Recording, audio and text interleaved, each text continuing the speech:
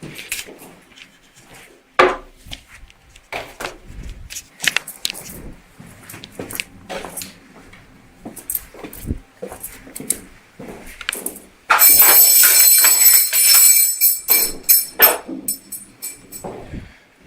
you making it, Basil? Do they fit all right? Good enough. Guess they're more comfortable than this white suit for sure. I mean, your food's arrived next door, so if you want to come along, do you want to grab a sweater in case you get cool? Not really. Okay.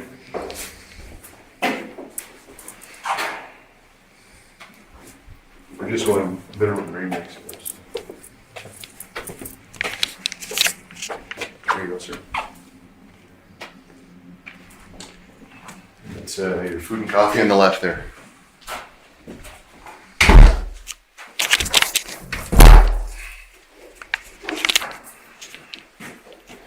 Why do you guys want like a little one? You know what? I didn't get to pick it. Actually, what happened is the officer that went out to pick up your food, he neglected or forgot to get me a copy as well. So I just kind of basically commandeered his, and that's how I got stuck with the big one.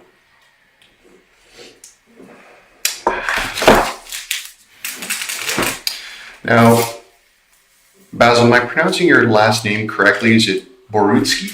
Yeah. Okay. Thanks very much for taking a few minutes to come in and talk to me. You just go ahead and eat and have your coffee, take your time. That's not a problem at all. I'm going to do the same. Basically, as I said earlier, my name is Kaylee O'Neill, and I'm a detective sergeant with the Ontario Provincial Police, the Legal Sciences section.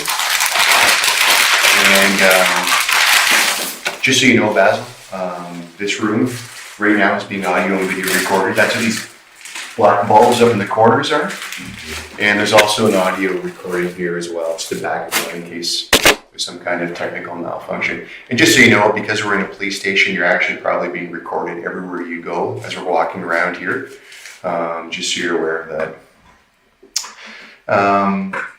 Basically, I've been asked to come and speak with you here today, Basil, and I have a number of functions that I perform. And the most important function that I do perform is that I'm responsible for making sure you understand exactly what's going on here today and what's going to be happening.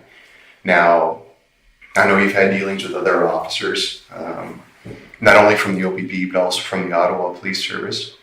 And what I want to make sure is that there's no misunderstanding about what we're here talking about today. And really all I want to know is what's your understanding of why we're here right now, Basil? Is it okay to call you Basil? Is that what you normally go by? No, Basil. Basil? You're here trying to get me to say something to incriminate me in any way you possibly can. Well, that's not entirely true. I certainly am interested in what the truth is here today, but my primary purpose is to make sure that your rights as a Canadian citizen are being met. Okay? That is the number one function of my job first and foremost. My understanding of the reason that you're here today is that yesterday you were arrested for murder ×3. Okay? And my understanding is that the three individuals that were murdered are Carol Culleton, Anastasia Kyzyk, and Natalie Warmerdam. And those are the three individuals that were murdered, and those are the three individuals that you've been arrested for. Okay? So that's why you're here today. That's why you were arrested, and that is some of what I'm going to be talking with you about here today. Okay? You are going to be going to a bail hearing this afternoon. And if you have any questions at all as we're speaking here, Basil, you just go ahead and fire away, okay? Well, listen.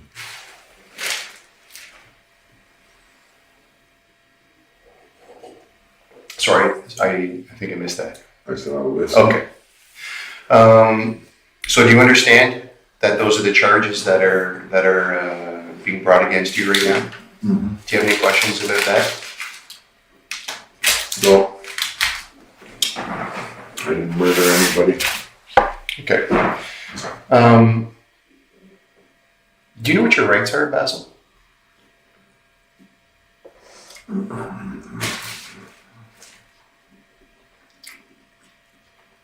It means remain silent, that thing? Yep. And that's part of it. The reason why I'm asking is, I know a little bit about your background. I know obviously you're, a bright individual, so I'm not trying to snow you on other officers have gone over this with you already.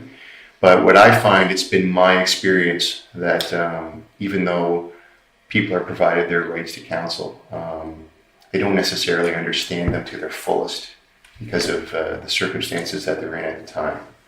So basically all of our rights, Basil, are guaranteed. Okay, and they're guaranteed under what's called the Charter of Rights and Freedoms. And the Charter of Rights states that when someone's been arrested or detained, they must be advised of their right to counsel or basically their right to a lawyer. Now, obviously as of right now, you have been arrested for murder. Okay, so if you'd like to phone a lawyer. For killing, not murder. For killing, not murder. Okay. If you'd like to speak to a lawyer or to duty counsel, I can make a phone available to you to do that. Okay, so if you'd like to phone a lawyer to seek legal advice, I have a phone list that's available to you for free legal aid lawyers. First of all, do you understand that right? I don't understand it. The system is so corrupt that... Well, it's difficult for sure. I don't know I wouldn't say it's necessarily corrupt, but it's definitely got it's corrupt. Some things that we need to spend some time working through. And the first thing all I want to do right now, Basil, is make sure you understand your right, okay? I understand you talked to a lawyer earlier, a duty counsel lawyer. No. Last night? I'm so tired, I don't know what the hell I was talking about. Well, and you know what? Basil, again, that's why I'm here going over these things again with you now, because I know you were, in a very unique situation yesterday, and I know you were no doubt tired, and I want to make sure, that's why I'm going over these rights with you, because I want to make sure you know that when you have these opportunities afforded to you, all right? So it is your right to talk to a lawyer, and if you'd like to talk to a lawyer, I can get a lawyer on the phone for you. You can talk to your own lawyer if you have a lawyer. You can talk to a duty counsel lawyer or a legal aid lawyer who are available to give you free advice. Do you understand that right, Basil? What's the point? Doesn't matter. Well, it does matter. It matters to me that you understand.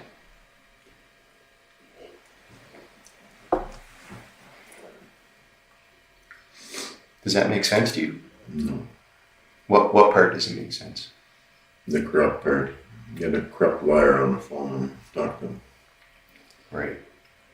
Well, and you know what? I'm absolutely willing to talk to you about your feelings about the corrupt system that we're working in right now, if that's the way you want to perceive it. But you're right to talk to a lawyer. It's relatively simple. And I just want to make sure that that's clear to you. So do you want to talk to a lawyer right now? I don't want to talk to any crooks.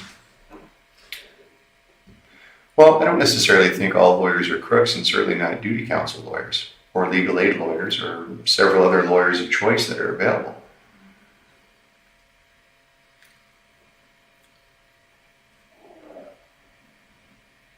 So if you'd like to speak with a lawyer at any time today, Basil, you can just let me know and I can make that happen for you. Okay? So would you like to talk to one right now? No point, I just... There's no point right now?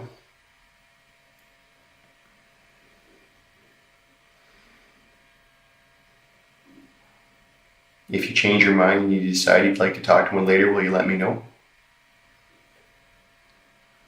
Does that seem fair? I'll let somebody know. Sorry, I couldn't hear you, Basil. I'll let somebody know. Okay. Well, I mean, I'm here, right? I'm the one that can make that happen for you. So if you let me know, if you change your mind, I'll be more than happy to get a lawyer on the phone for you. Is that fair? Well, okay.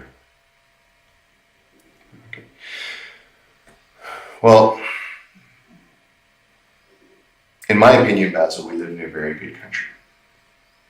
And Yeah. I'm sure you know that we all have the same rights and freedoms. You, me, everybody. But there's some things that we're required to do by law, Basil. For example, for me, I drove a car here today. So the law requires me to have a driver's license. But there's also things that we don't have to do. And one thing you don't have to do is sit here and talk to me. Basically, Basil, the law considers me to be what's called a person in authority, and this is a criminal matter that you're here for today. So basically, I can be subpoenaed to any court in the country to account for what takes place here between you and me.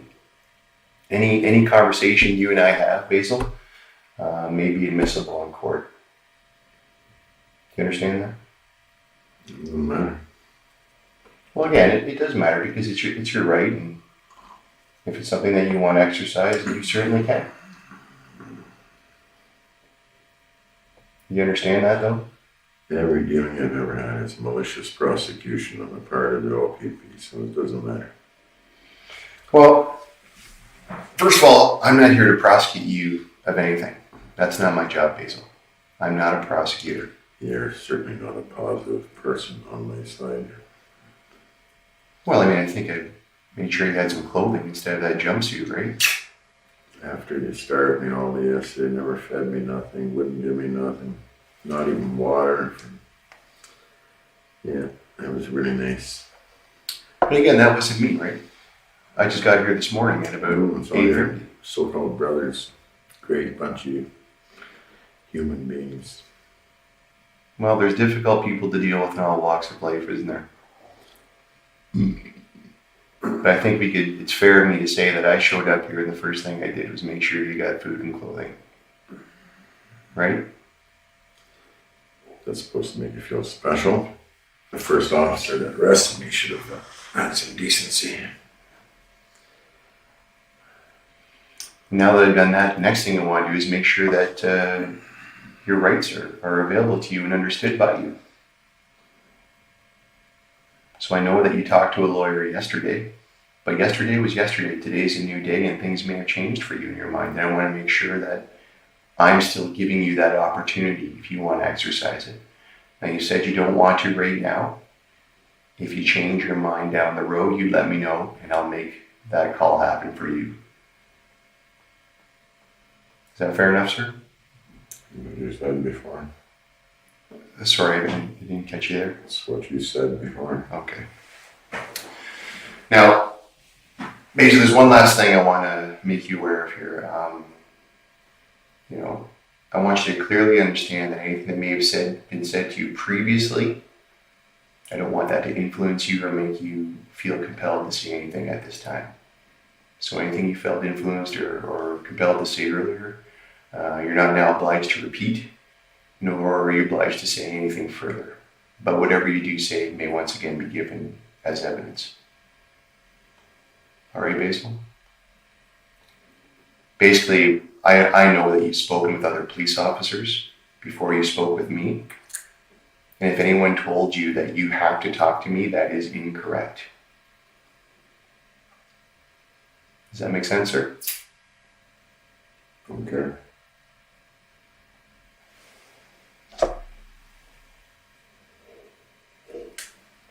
Is there anything about what I told you that you don't understand or you have any questions about? I mean, I realize that maybe you don't care about it, and that's fine. But it's important to me that you at least acknowledge that you understand what I'm saying. And I'm at least speaking clearly. And Do you know what malicious prosecution is? I think I've heard the term before. For all I know is you're Oh, what? right up that alley. So there's no reason for me to talk to you. Well, you don't have to talk to me, right? And like I said, I'm not a prosecutor. Like I said, I am interested in making sure that your rights are fulfilled and that your needs are met, that you're being treated fairly and humanely. And I hope I've done a good job of that so far here today. Would you say so? Or is there something I haven't done that I could have done?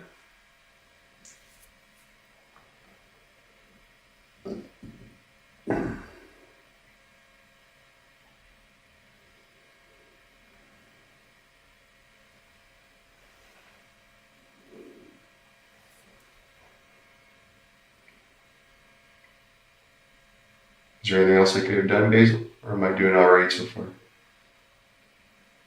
You're wasting your time.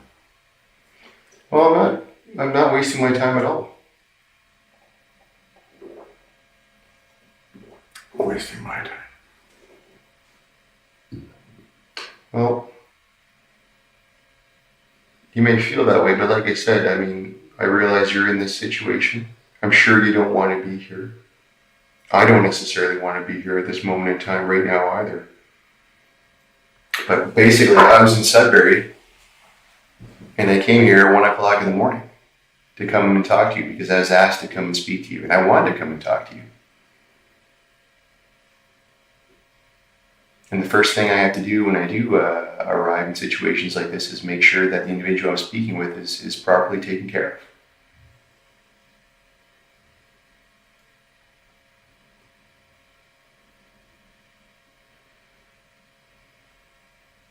What is it about this malicious prosecution? Why do you keep bringing that up? Or what does it have to do with me? You're a police officer. Mm-hmm. That's true. You're part of the big brother. One does something dirty, the rest of us all follow suit and hide and keep the guy safe. Well, I can appreciate that perspective is out there. No, it's there. Not. Yeah, I'm not denying that people believe that's what happens.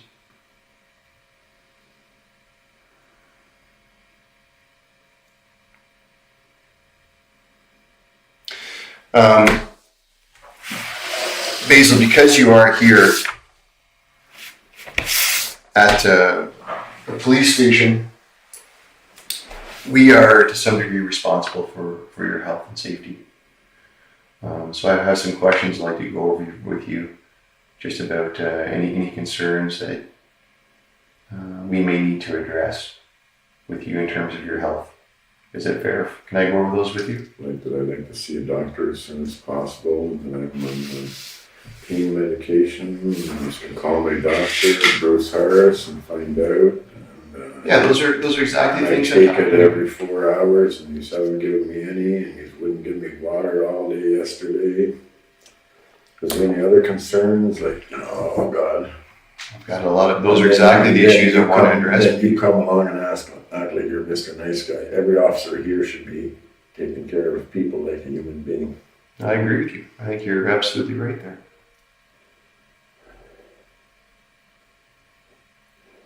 And that's what I'm trying to do for you right now. Don't try to make yourself a nice guy. All the officers should treat people like people. I don't have to try to make myself a nice guy. I just am a nice guy. Yeah. I know that we've never met before, and you haven't ever dealt with anybody that I've had to deal with in the past, so you don't know that, and I can appreciate that. But believe me, it doesn't take any effort on my part.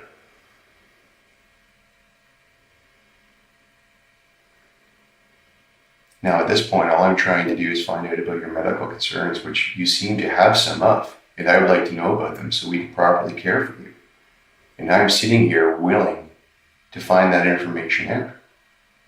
All I'm asking you to do is be courteous and answer those very simple questions about your health so we can make sure you're being well taken care of.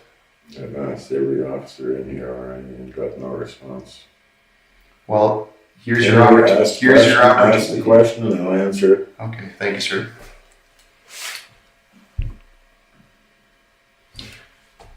Do you have any issues with diabetes? No.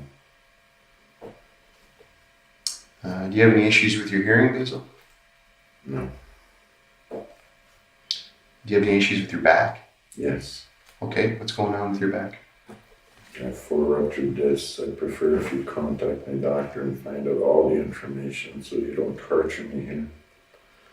I need pain medication. 4 ruptured discs. I prefer if you contact the doctor and get it exactly right, because maybe I'm not saying the words properly. Okay. And absolutely, I can do that. What I would like to do, if it's all right with you, is go through this form so I have all the issues, and then what I'll do is I'll have one of the other officers follow up with your doctor. Does that seem fair? I don't care. Okay. I have a hernia. It's not a needs operation. I was already put in jail twice. I tried to have it done both times and they wouldn't do it. And it's still not done because I haven't gotten a chance. It needs attention. I need pain medication. How long has this injury been going on for, Basil? I apparently have a B12 deficiency or something. Talked to my doctor. I don't know. I had dizzy spells. I had 3 concussions in my life. Okay. Sorry, you said you have some medication for your back. Yes. Do you know what that medication is? Oxycodone. Okay. 1 every 4 hours.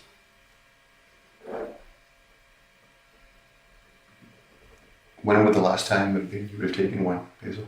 Yesterday morning.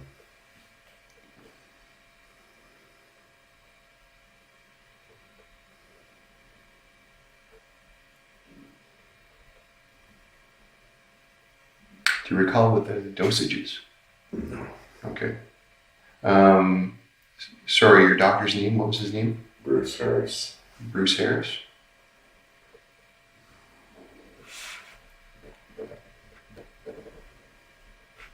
Where do you practice out of?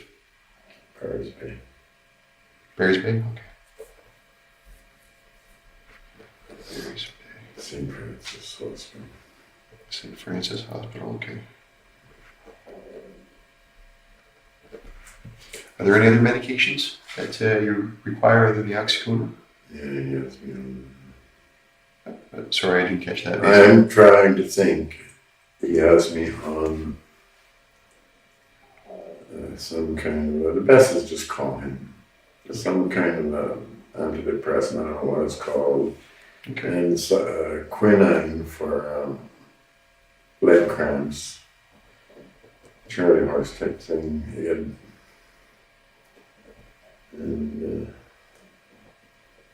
I'm supposed to be taking vitamin B12 because I have a deficiency, and I just had blood tests to find out if it's getting better or not. I don't know. Okay.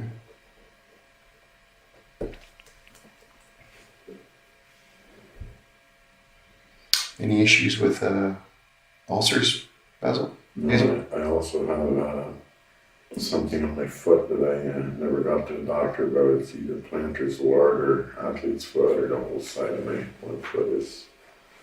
Okay.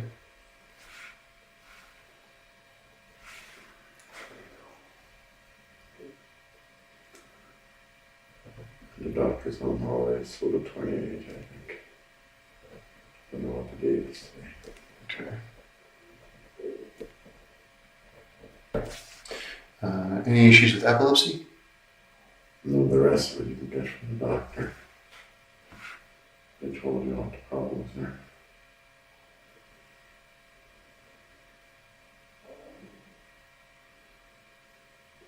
What, are you in discomfort right now? Yes. Okay, where are you hurting at the moment? I suffer from chronic pain. Talk to the doctor.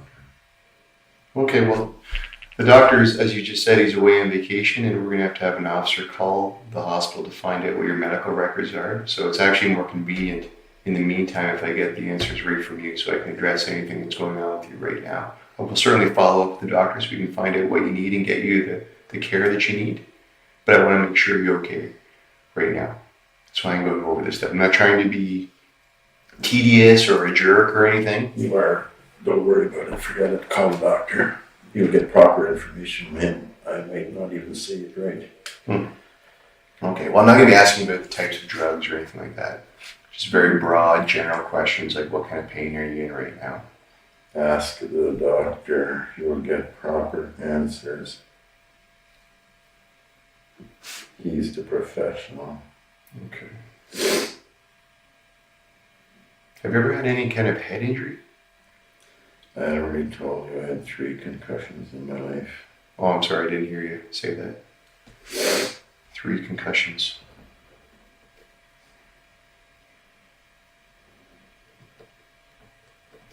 How did you do those? I had a car accident and I broke all the discs or whatever in my back, and I got a concussion, and I busted up my hand. I can't even remember what all. And the guy that hit me was telling the police officer, take this guy to the hospital, he's hurt bad. And he told the cop that about 10 times. He was sitting in the back seat of the cruiser, I was sitting in the front seat of the cruiser. When the guy got out of the cruiser, the cop looked at me and he said, you can fucking drive yourself to the hospital. And he turned and showed me a fucking criminal record that wasn't even supposed to exist. It was supposed to be wiped clean because I was found not guilty. So he fucking left me there on the side of the fucking road, and how I got to the hospital is beyond me. And I got no treatment because I went to a little hospital because I didn't know what else to do. Okay. So now I'm... How many years back are we talking here, Basil? I don't know. It happened when I was going to work. Atomic Energy, Petaluma Flats. That cop should be shot and pissed on for what he done to me. So is this, are we talking a long time ago, like over 10 years ago or 5 years ago? Or? Over 10 years ago. Okay. And you were working at Atomic Energy? Okay. That's right. What were you doing out there? What was your title? Millwright. Millwright, okay.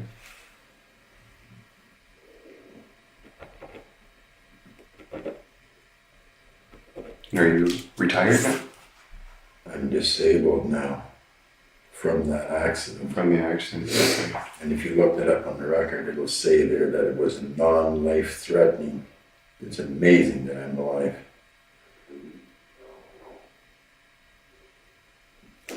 Okay.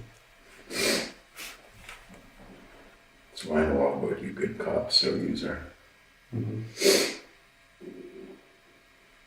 If that's not malicious, I don't know what is. So are you able to do anything else for work now? No.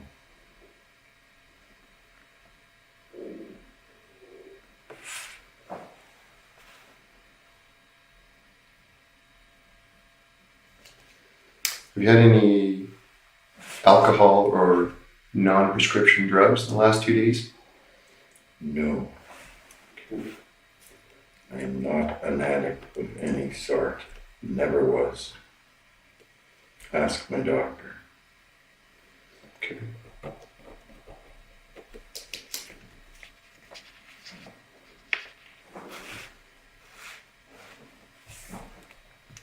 Were you able to get any sleep last night? I have no idea if I slept on a steel bench. Mm-hmm. Can you imagine with my back what that feels like? No humanity whatsoever. Did you mention anything to the guard about it?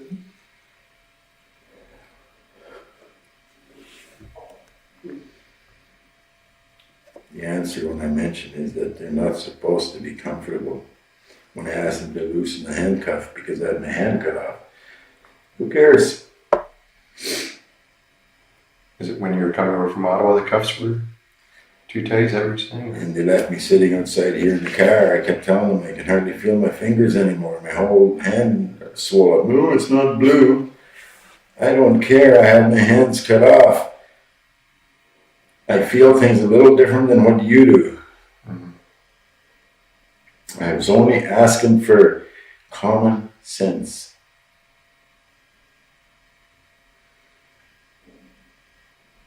Is it fair to say that you're getting that from me now? Getting what? Common sense, some courtesy.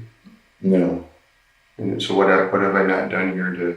You're a police officer. I have lots of experience with police officers. I just told you about a car accident and how they treat me. So I don't trust you one little bit. Okay. I know all about your brotherhood. One of you fucks up or lies, the rest of you all hide it.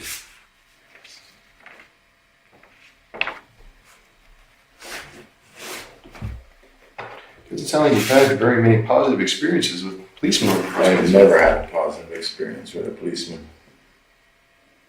Mm-hmm. If there would have been a positive policeman, my whole life would be different. Well, what about the experience we're having right now? Is that positive? I just told you you're a police officer and you're going by that stupid record that you guys made. What is this record you're talking about anyway? Do you have a criminal record? Oh, give me a break. Well, what's it for? I am not stupid. Why would you even ask me something like that? You think I don't know you read every word of whatever's there? Hey. Don't run me for an idiot. Basil, I'm just telling you like it is, man. About 6 hours ago, I was in Sudbury on another investigation. Yeah, and you came in here and sat down without knowing nothing about Basil. Well, I'm hoping that he's going to tell me about it himself. Answer the question. You're telling me that you didn't read nothing about Oh, absolutely not. Let's not kid ourselves. Of course, I've talked to the investigators. I've talked to the investigators about this investigation that's going on right now. I've talked to an officer from this detachment who's dealt with you in the past. But I have not sat down and read any reports on you. I have not read your criminal record. I'm aware that you have one. I don't know what it's for. Which officer did you talk to that had dealt with in the past? It was a young lady. I can't remember her name. Kathy Sinowski. No, that doesn't sound right.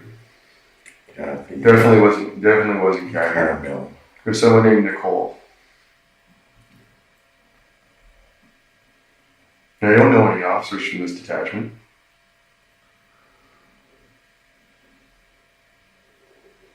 Kathy Sinowski, other cop, got herself involved. She's my wife's niece. My wife was having an affair with her first cousin. She called Kathy. Kathy called another cop named Ian Anderson, who was her boyfriend. He got involved and said that he had knowledge of me assaulting my wife, and he caused the police officer investigating to charge me for nothing. The officer never even met me, and he said he had knowledge. He's a liar. And again, I've just met you, and I told you I have very limited knowledge about you. And I'm trying to learn a little bit about it. What's the point? Well, the point is that you're here and I'm here, and malicious prosecution, that's the point. I think you might have some difficulty identifying any malice between me and you right now. Wouldn't you agree? You're asking me stupid questions as if pretending that you don't know I have a criminal record. I am not stupid. No, I told you I knew you had So a criminal record. I talk about it. I told you I knew you had a criminal record. I said I didn't know what it was for. No, don't change it. No, I know what you're doing. It's okay. I don't believe a word you're saying.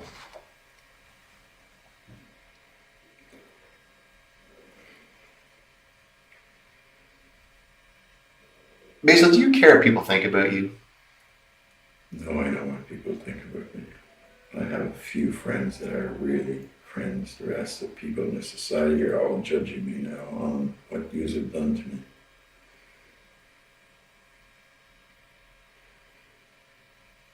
Well, it's good that you have some good friends. I mean, most people can't even say that.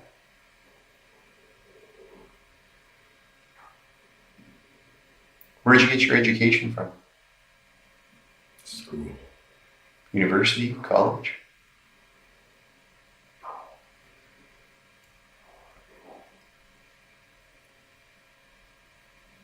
You seem very well spoken, that's why I'm asking.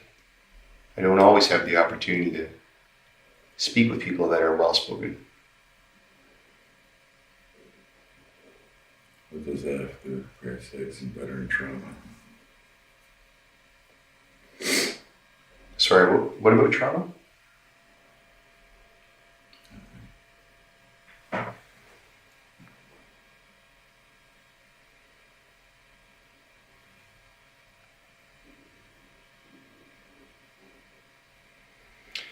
Well, one of the reasons I'm also here, Basil, is that I'm sure you're aware of the gravity of the situation and the seriousness of this investigation.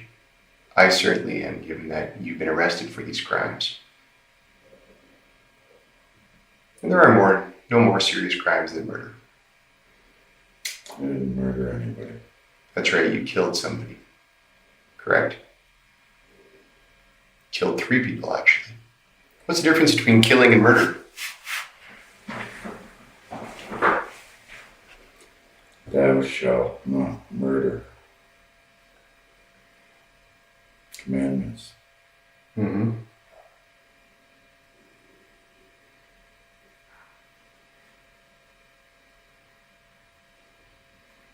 So is killing justified? Is that what you're getting at? I'm saying that And I believe it's actually thou shalt not kill. you're wrong. You better start reading the Bible. Yeah? Yeah. Find an old version before they changed it. Way back to the King James.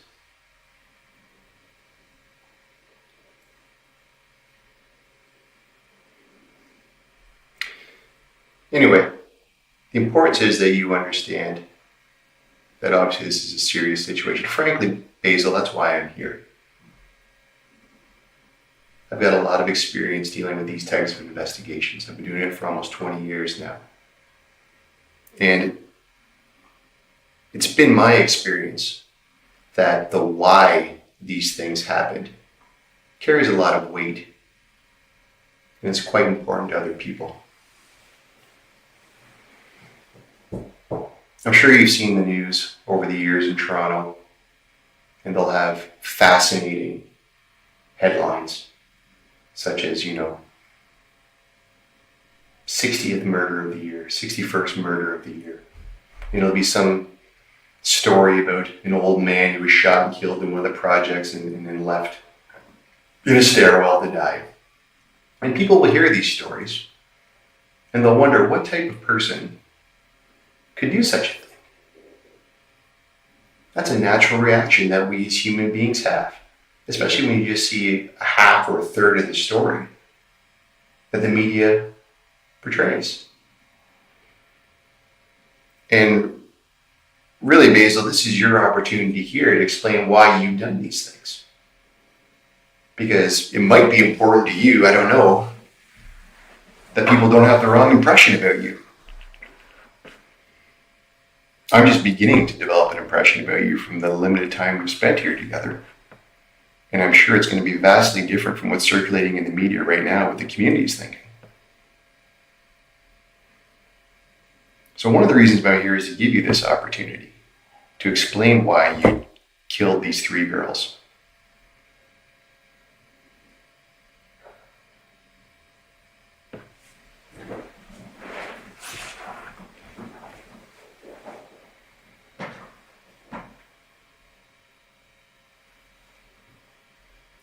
You're putting words in my mouth.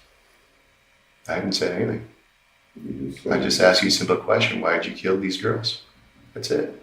You're putting words in my mouth. I didn't say that. Which words am I putting in your mouth? What you just said.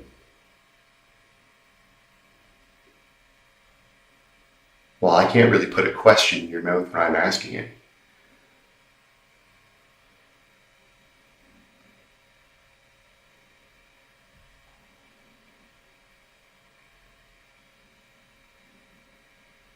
And it's interesting how you made the distinction between murder and killing. What that would suggest is that you have some kind of justification for what you've done, which it's also been my experience is always the case. In my career, I've not spoken to one killer who woke up that day and decided they were going to go out and kill somebody. Virtually every single one of them found themselves in a set of circumstances beyond their control, and they reacted, typically poorly, and something happened. There's always an excuse, there's always a reason why. And whether you choose to acknowledge it or not, your opportunity to tell the why is important. Because like I said, what that does is it allows the community to get some understanding of why you did these things. Because on the surface, people just wonder, and they will naturally gravitate to what they think is the worst in people. But when you explain why you did these things, then people can get an appreciation for how the situation developed, and sometimes they can even see themselves in that situation. Oh yeah, geez, if that was me, I may have reacted the same way. Now that only really matters to somebody who cares what anyone thinks about them, which is why I asked you that question initially.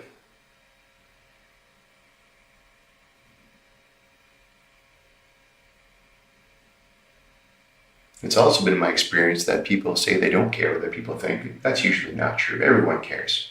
It's human nature to care. You cared enough to do what you did, so you're going to have a hard time convincing me that you don't care what people think about you.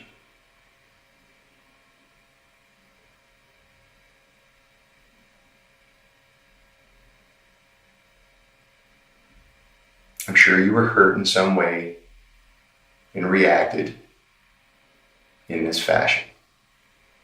And you're not the first to do this, and you're not going to be the last.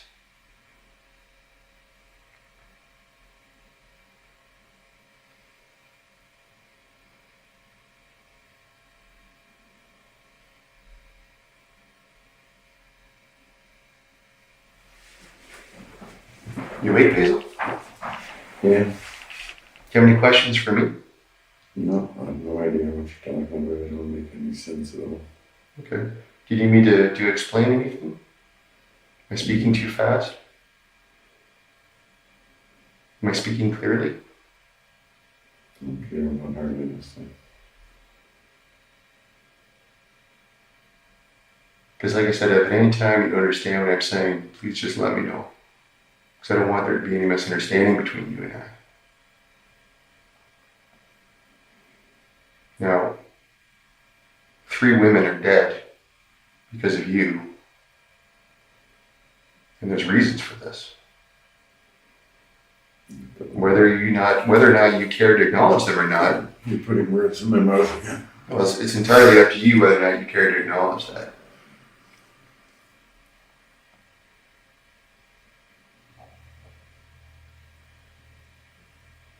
But here's the thing, Basil, and this is something I want you to really think about for a second.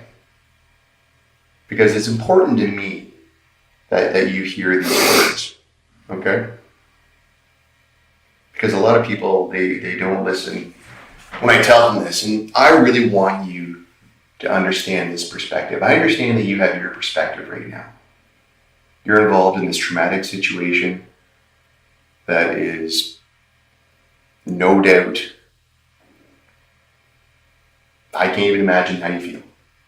But I know other people have been in your situation. And what I want you to think about, Basil, is this.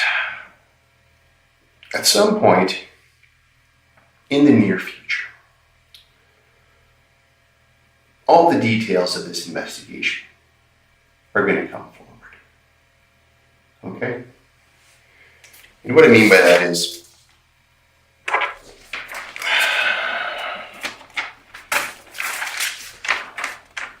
I'm not sure how extensive your involvement is with police investigations, but basically how they work, they're like a big pie, if you can imagine a big pie. Okay? And the pie is broken into all kinds of different sections. Some big, some small. But they make up the whole pie. And the whole picture is the totality of the investigation. And really all that is the truth about what happened to those 3 women. And of these various pieces of pie, we have things like forensic evidence. Okay? We have just like you see on CSI, we have all these sophisticated IDEN officers who go around and collect evidence from the scene, DNA, photographs, clothing for analysis. And then we have another section of the pie which includes things like, phone records, cell phone records, the right production order to find out, where phones are, what text messages are going back and forth. And then we'll have another section of the pie, which is more forensic evidence through pathologies. Okay, the Center of Forensic Sciences that will conduct autopsies on the victims and find out exactly how they were killed and what the exact cause of death was. The pathologist will explain those details in great detail. And then, of course, we'll have witness statements. The police are out right now collecting witness statements from probably hundreds of people, canvassing neighborhoods.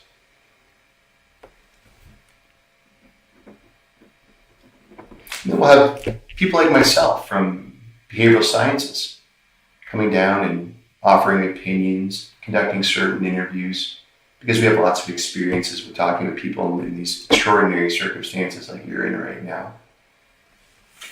And then we'll have Crown attorneys that will look at our investigation, and they'll make suggestions to the case managers or detective inspectors from CIB who specialize in nothing but homicide investigations for probably the last 90 years of the OPP. And then we'll have another section which is dedicated largely to the victims' families, who will provide input into the lives that were lost and how that's affected not only their families but the community at large. And this last little section of the pie here, Basil, it's a very small, thin section compared to all the rest of them. And you don't have to open your eyes and look at it, because I'm sure you can imagine what a sliver of pie looks like. And what that is, it's the truth. And that's what you, the person being charged, that's your section.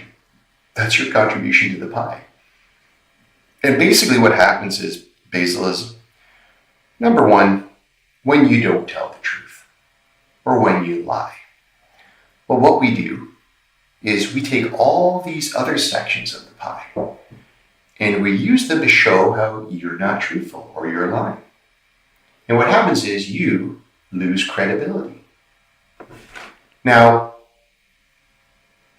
sometimes this slice of the pie might be empty altogether, because you could do as you're doing right now and choose not to say anything at all, which is completely fine because that's your right and you can do that. But the risk is, again, we go back to all these other sections of the pie and we use them to prove our case.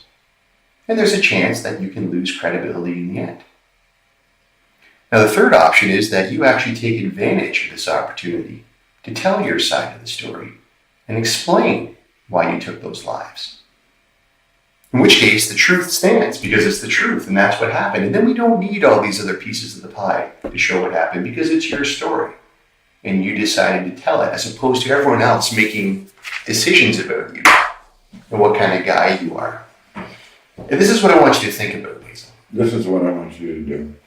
I want you to look into the past charges against me by those women, and I want you to do that proper investigation from the point of view of what really happened, and then have a retrial, a fair trial, and then we'll talk about reality.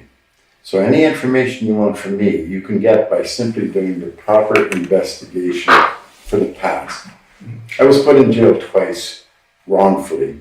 Now go out there and find. You're a good cop, you go out and find out why that's wrong. It's not hard. What were they for? What were you in jail for? You don't have to look very hard to figure out that, no, it's right. Basil should not have been in jail.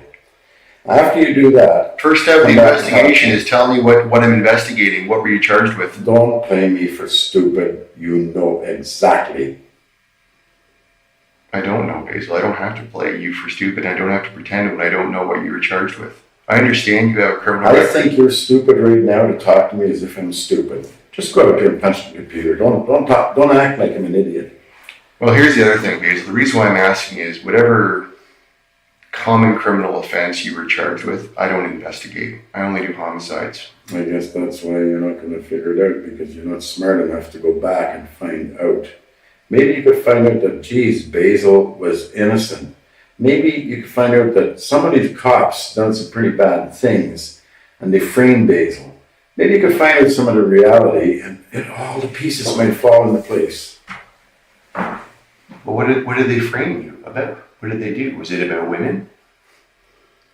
Could it be Did I already tell you some stuff? Could it be another? Did I tell you about a Kathy Snosky and an Ian Anderson? Did I tell you? Did you write that down? Those are just names. I don't know what. Constable then. Write that down. Constable, and find out. Look into the past, what their big mouths had to say, the lies they told. Try that out for style. That's a really good place to start. Look at Reggie Armonas. Look at her party. Find out that I told the truth through that whole thing, and she lied through the whole thing. Well, I can't say that I'm shocked about women lying about some kind of domestic situation. That doesn't shock me at all.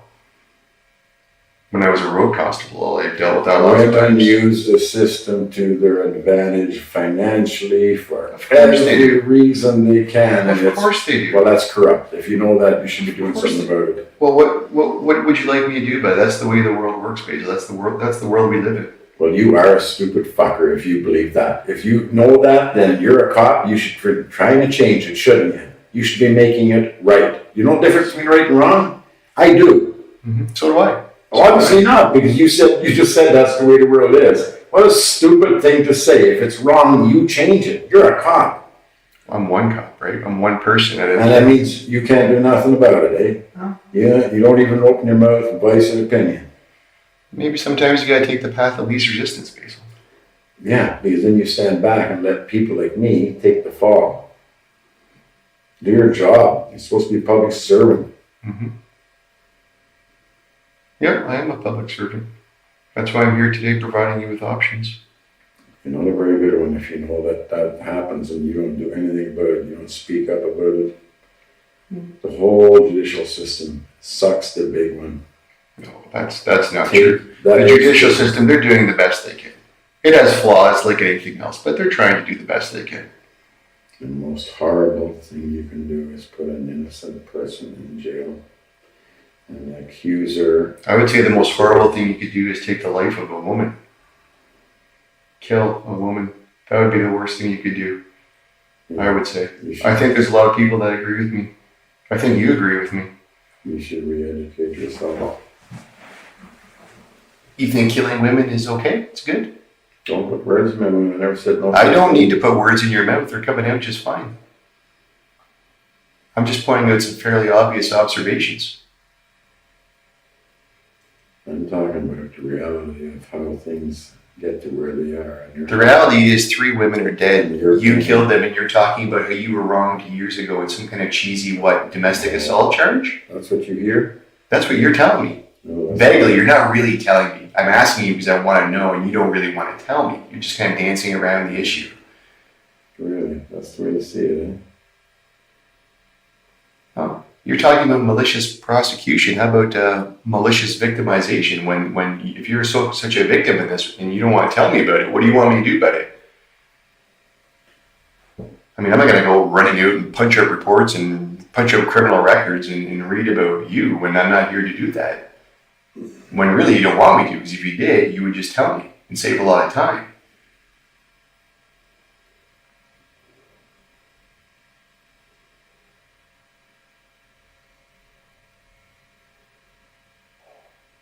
You're an educated man, you're a religious man, so you know that sometimes the way the world works doesn't work out always the way it should be. You have a clear understanding of the picture I just portrayed to you of an investigation and what the truth, the importance of it could mean for you. The serenity to accept the things I can, the courage to know the different, and the wisdom to whatever. Read that, think about it. Well, going back to thinking about it, Basil, the reason why I was explaining this investigation is because this is what I want you to think about. And it might be the only thing of value you take from this conversation you and I have here today. Me, I don't really need anything else. I mean, I've kind of done my job in one sense. That I've been here making sure you're fed and trying to look after your medical needs and giving you an opportunity to speak. What I want you to think about is this. In the near future, people are going to be making decisions about you. In the very near future. People like lead investigators on this file. People like Crown attorneys. Potentially someday a judge. Potentially someday a jury. certainly the community and your peers, they are going to be making decisions about you and the way you've conducted yourself. That is going to happen.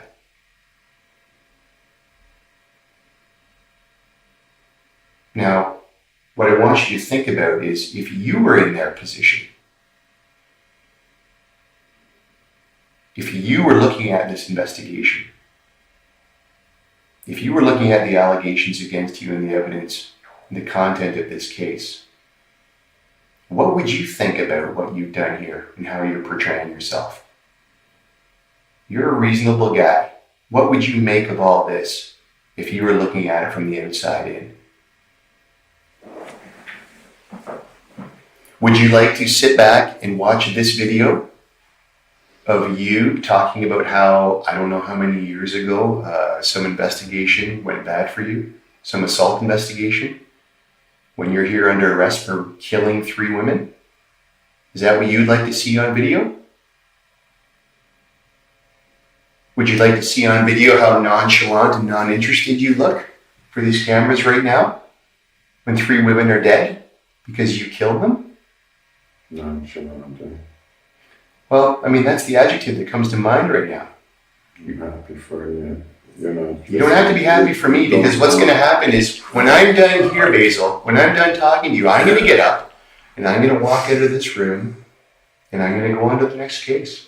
And I won't give this a second thought, because there's lots of other cases just like this one. This might be a unique situation for you. It's not unique to me at all. It really isn't. You're not blowing my hair back here, man. This is not my first rodeo. Okay? And when I walk out of this room, when we're done here today, your opportunity to fill in that pie and affect the way people think about you and what you've done is gone. It's with a liar.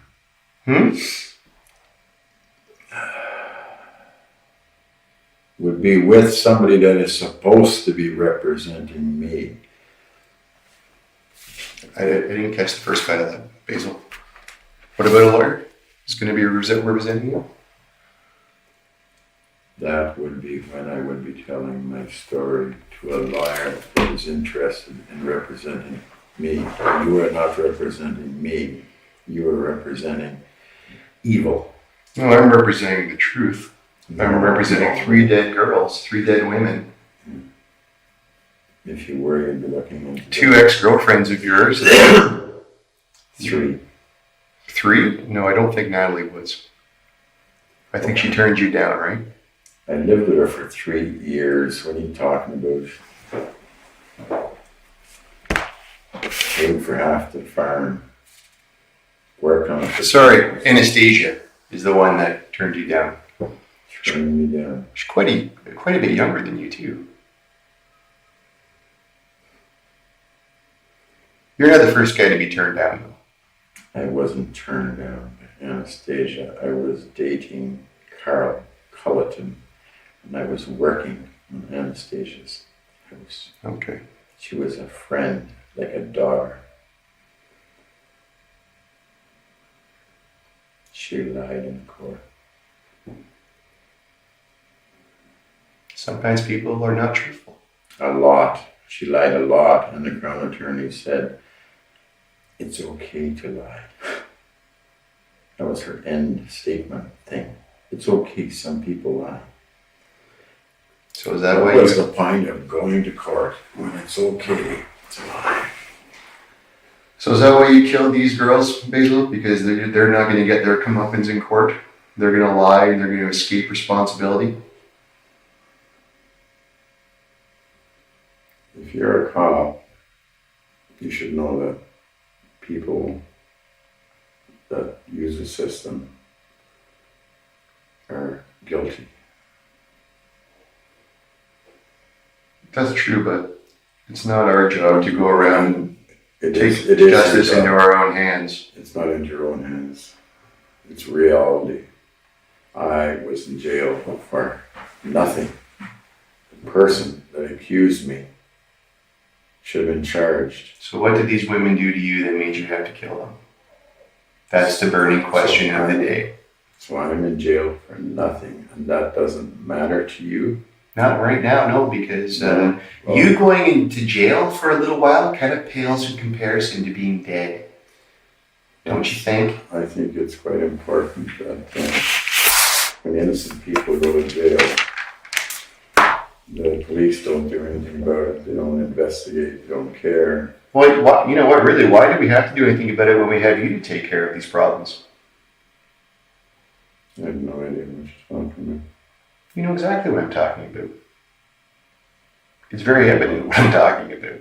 We're way beyond. Listen, I don't know if you noticed this or not, but the question out of my mouth this whole time we've been here was certainly not, did you kill those 3 girls?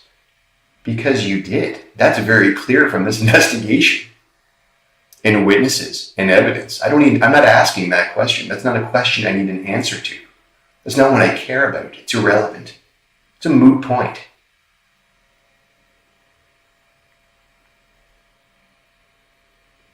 My only concern was why you did this to them. What could they possibly have done to make you so angry that you decided in September of 2015 to go and kill these 3 women? And the only rational explanation I can think of is that they obviously hurt you in some way. Either rejected you, or lied to you, or somehow disrespected you. That's the rational explanation from the rational person looking in at this. Unless I'm missing something glaringly obvious. Obviously you are. I keep telling you that I was framed, that I'd done time in jail, but ruined my reputation, ruined. Well, you certainly weren't framed this week. I mean, maybe something happened to you when you went to jail, and maybe something went awry with the investigation. I do not know. And if that was the case, that's most unfortunate. But speaking about that investigation right now is not my concern, and it should not be your concern.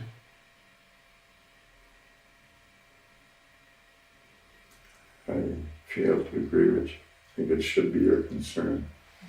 Well, we have to have a hierarchy of concerns, Basil. I'm sure you can understand that. Yeah, well, you have to start at the lower key and work up to the hierarchy to understand. Well, that's not the way the world works. Come on, we both know that. That's the way it should work.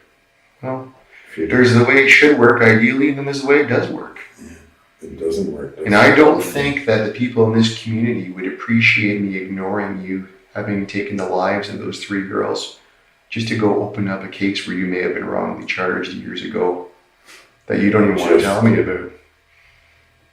Just using words so small. Just Basil's life is just a case. Basil's life is a bunch of cases and police officers who maliciously prosecute. Oh, Basil's life is a big case right now. Yes, it is. It's very big. It's very big in the news all across Ontario. And the police made it that way. No, the media made it that way. Actually, you made it that way. You are the one that made it that way. You made this situation, not me. I was minding my own business in Sudbury yesterday. No idea who you were. But here I am, in a room, talking to you, trying to find out who you are, trying to find a reasonable explanation for why this happened. Trying to find some shred of hope that the community is going to hear and have an understanding of why things like this happen. What was done to you If the community that hurt you so badly know, that you had to if do the these community things? wanted to know, they would start an independent inquiry and look into the past. How did it ever evolve to get to this? Because Basil Borutski is a kind, caring, God-fearing human being. So how You did know it what? get there? I guess That is a point we agree on. we need to go back to the past and find out how could this have happened. That is a point we agree on. If there's one thing I do know, what people have said about you is you're a kind, caring person, which is why I'm having a difficulty with this contrast in behavior. Even these women that are no longer with us have said that about you, stood by you in the past when you were charged. Friends that you have, friends that they have, said that you were a good, caring person. From what I understand, it looks like you're acting as a handyman for some of these women, helping them out when they in their time of need. So I would agree with you that yes, that is what people say about Basil, that he is a caring, good person. The religious side wasn't apparent until I sat down and started talking to you, but I can obviously see that as well. Make no mistake, people aren't out there saying that you're some kind of terrible person, which is one of the reasons why I agreed to come here from Sudbury to talk to you today. Is because that's the kind of things that people are saying to you. They are saying that you're a good person. You are helping. You are caring. And I don't understand how this happened, just like everybody else doesn't understand. And that's why I wanted to take the time to come here and talk with you. It would have been easy for me just to go to the investigator and say, oh yeah, look, you got enough here. See you later. I don't need to talk to this guy. You got better things to do. But I wanted to take the time to talk to you. And when I Because I don't understand. Talk over me some more. You said anytime you want, just, Yeah. and every time I do, you just keep on talking. I'm sorry for that. Yeah, you're sorry, all right. But what did you want to say?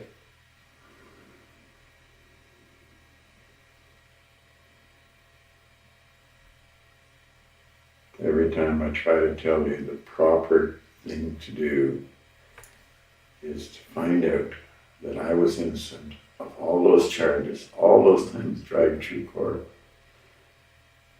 Okay. And that there was police officers that constantly didn't do what they were supposed to do, constantly tried to frame Basil. And then you'll see how it evolved, little by little by little, to the point where Basil has no choice. The system is Okay. just screwing him. So which cases are we talking about here? What do you want me to look into? What are the officers' names? I'm going to write them down.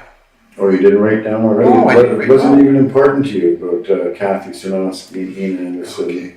and the past and how Reggie Armonis. Basil, I need you to slow down for me. I can't. That's why I didn't get them the first time around. You blew through them so fast, and you're on to the next thing. I didn't even hear them other than Kathy somebody. Kathy.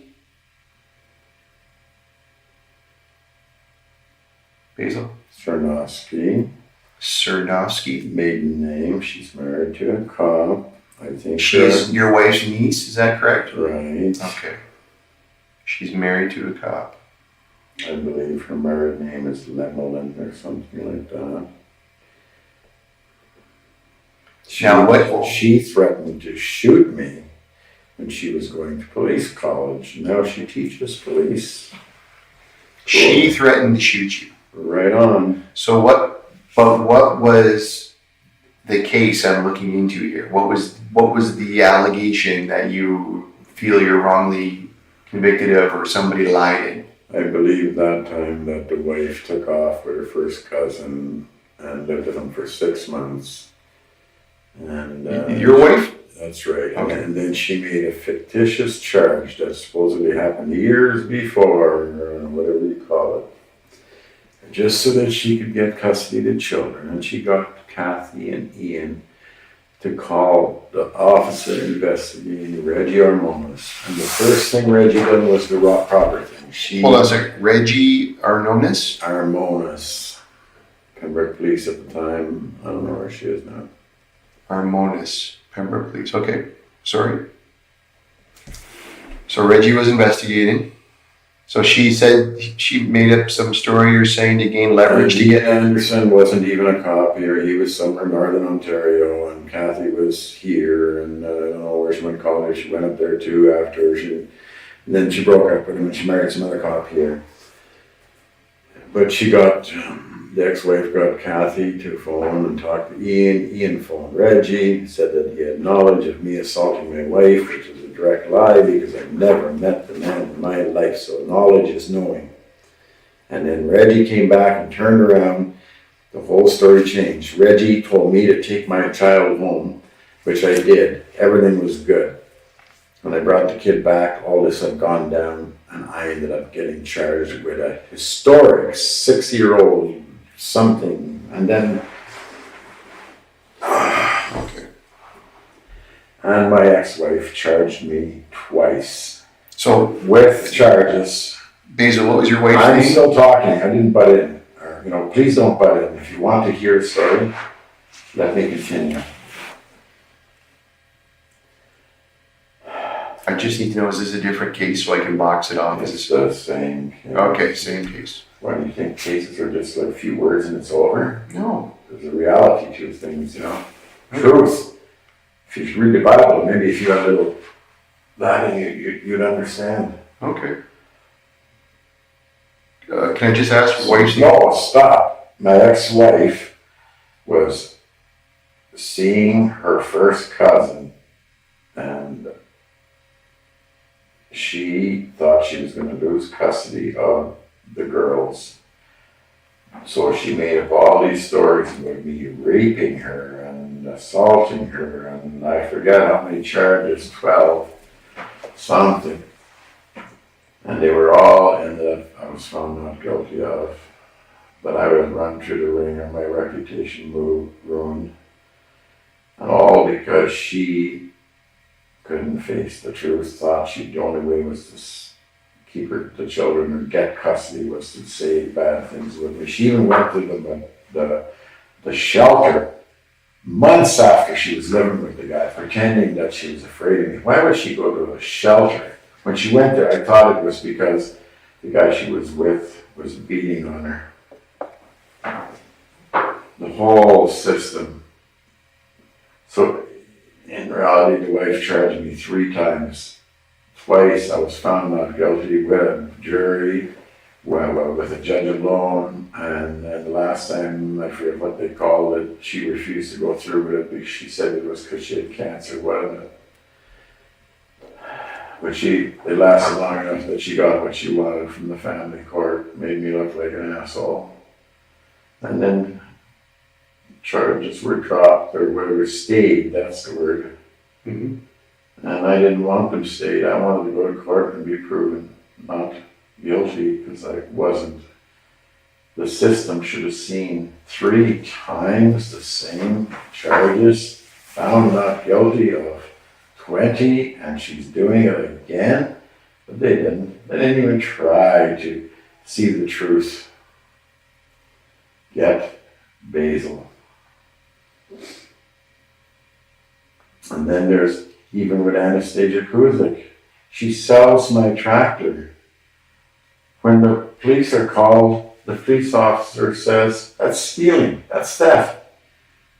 When the police officer's called, he says, we're not going to do anything about it. It's a such sensitive situation. Sensitive? She stole my tractor and sold it. What does that make her out to be? And the police protected that theft.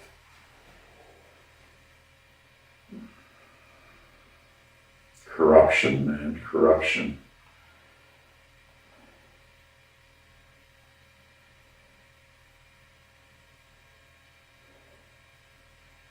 Another police officer, Miller, are you writing them down? Yep. Do you know his first name? No, I never ran into much with him. Pembroke or OBB? Killer. Okay. I got beaten with a baseball bat in the field. I didn't know why I was getting beaten. And it took a year or 2 later for me to finally find out Adrian Warmerdam was screwing the neighbor while she was married to her husband before I came along. When I came along, he was pissed off. I often wondered why the man didn't like me. I tried to help him. I helped him fix his pool. And then one day I'm getting beaten with a baseball bat because my baler caught fire. I'd done nothing wrong, totally innocent. And I find out it's because all those years, time I was there, it was because I took his affair girlfriend next door. I had no idea. So I get beaten with a baseball bat, could have been killed. Miller comes along, and the first thing they say is, Basil, you're under arrest. I said, for what? He said, you're drinking beer. So what? I'm on my own property. I'm having a beer after a fire. And it took the Crown Attorney to look that through and see that it was wrong, and made Miller go back and charge the guy with assault. The guy hit me 3 times with a baseball bat, and finally I got to hit him, and broke his nose. Other than that, I would probably be dead. And I ended up charged. Unbelievable. And I'm a cripple. And here's a young guy with a baseball bat beating on me. And in the end, he gets like 6 months probation or something. He beat me with a baseball bat. Attempted murder. But he was beating on Basil Borutski. Makes it okay. I understand. Understand how it works. The police have never treated me fair. The system has not treated me fair. I never lied in court. I never lied with my ex-wife. I never lied any of it. But the court system seems to want to believe the lies instead of the truth. It certainly sounds like you've had a rough go with justice. My ex-wife was raped by her brother from the age of 12 years till I don't know how old. I dealt with that. I tried. If the police would have simply looked in, and the man's still walking around scot-free. That would be Kathy's uncle, Constable Kathy. And they all hide the big family secret, and he didn't just do it to my ex-wife.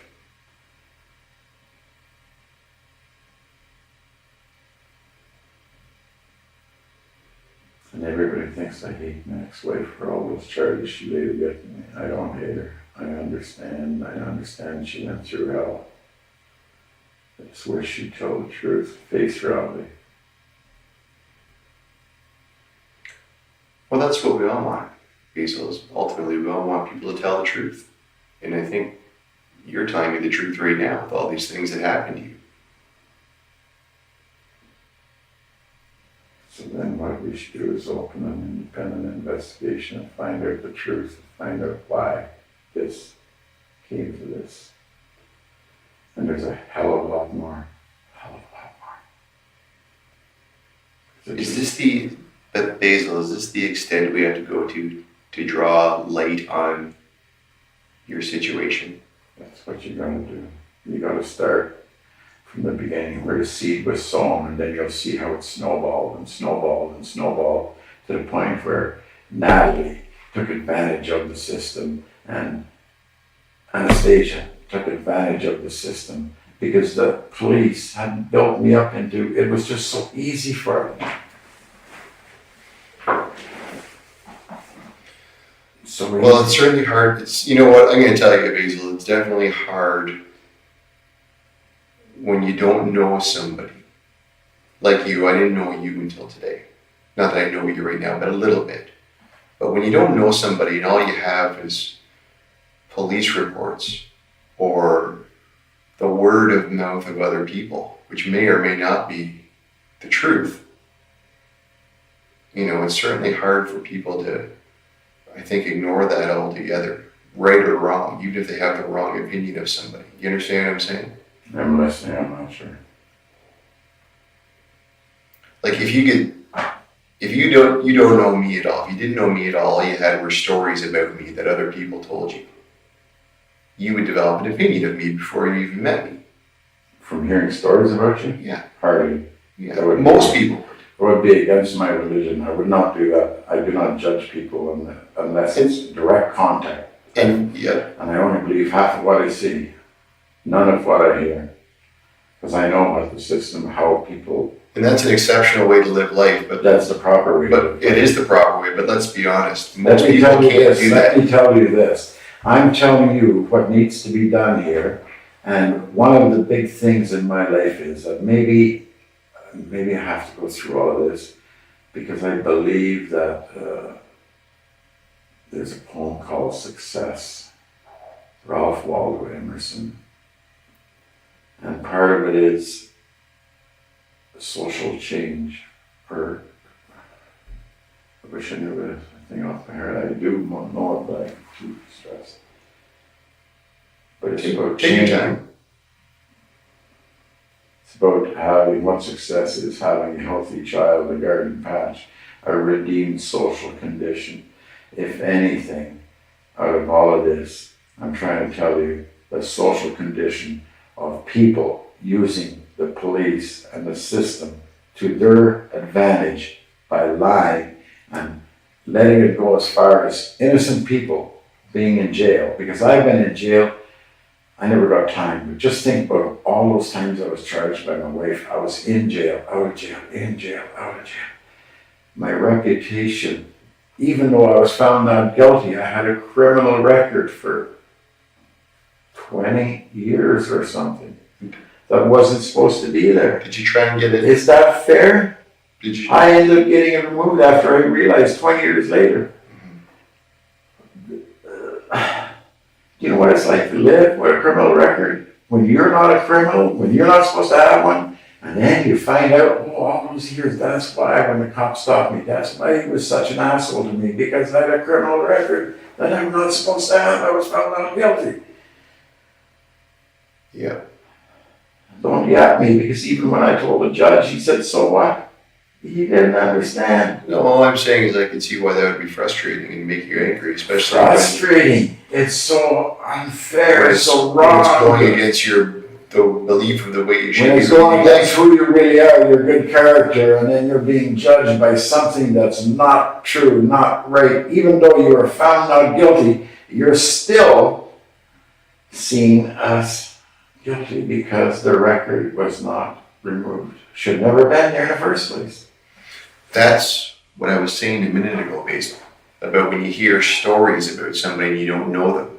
It's the same thing as looking and seeing a criminal record and that's telling the story when you don't know the person. That's what I was getting at earlier. That's why I say I understand why you would be upset by that. Especially when I see the way you're trying to live your life with your beliefs. That's exactly what I was getting at. Whether it's a criminal record, or report you're reading about somebody, or you're hearing it from someone's word of mouth that's not true. It's just like you said, if you could go through life only believing what you believe when you meet the person, not what you hear, that'd be great. Unfortunately, not many people in the world can live life like you are. If they have to experience my experiences, they learn that that's the only way to trust nobody. Well, trust is certainly something you earn. Believe nobody. Basil, I want to ask you a question. And it's something I ask a lot of people that I talk to because I'm interested in what they think about it. If I was to ask you how you would describe yourself on a day-to-day basis in terms of your truthfulness. And let's say we had a scale of 1 to 10, and a 1 is a person who never tells the truth, constant liar. And a 10 is the perfect angel. Someone who speaks nothing but the truth all the time. Realistically, where would you put yourself? An 8 or a 9 because I do tell what I would call white lies if I have to go around something so as not to hurt somebody, or I may not tell something that I know if I think it's going to hurt my daughter or something, or that kind of stuff. So, but as far as telling the truth about what's really going on, then I'd be just a 10. Yeah. I won't lie about anything. I never did. I never lied. Very. Well, I think there's a necessity for those little white lies My you're talking about. my father told me a long time ago, Basil, have you ever heard of anybody getting caught in the truth? And that's what stuck. People get caught in lies. You can't get caught in the truth. That's true. Also, my dad said, it's not worth doing if it's not hard to do. What I'm doing is very hard. Very hard. So it's worth doing. I'm trying to show the world how wrong the system is. It's wrong for the system done to me. And the system is being used by people. I'm not saying there's not abused women out there, and the system is doing the right thing for them, but there's also so many that are using more, I believe, are using the system corruptly. And I believe there's an awful lot of corrupt police. I know that the percentage here in Kilgore is phenomenal of corrupt. Basil, this is a big burden you've chosen to take on. It's a tough path you're walking here to make this point. It's the true path. Is your father still with us? No. I held his hands when he died. He lived with me. He chose to live with me out of the whole family. How long ago would you passed away? I met Natalie at hospice. She was a nurse there approximately 5 years ago. She put the make on me. I didn't even know what was going on. I was trying to take care of my father. She told me later that she was trying to pick me up because she thought my family had money and she was getting divorced. And she got what she wanted. And then she ditched me when it was over.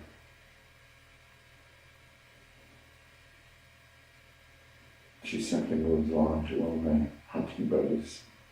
And then on to somebody else, and then on to somebody else. And whatever.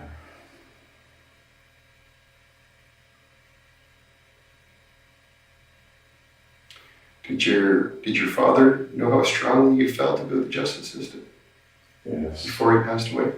Yes. And he told me, I said, Basil, you're smart. You could fix it. Can't fix it. Can't fix it unless somebody listens.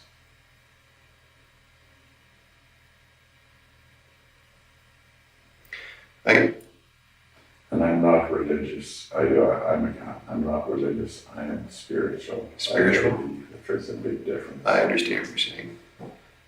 And if you did understand, then you'd know a difference between killing and murder. There's an awful big difference. Well, if I'm hearing what you're saying, there's a purpose to this killing, in the burden that you're trying to take on to change society. It's called justice. I have never had justice in my life. From what you've told me, I understand how Natalie and Anastasia fit into this, but I don't understand Carol. It's the very same thing.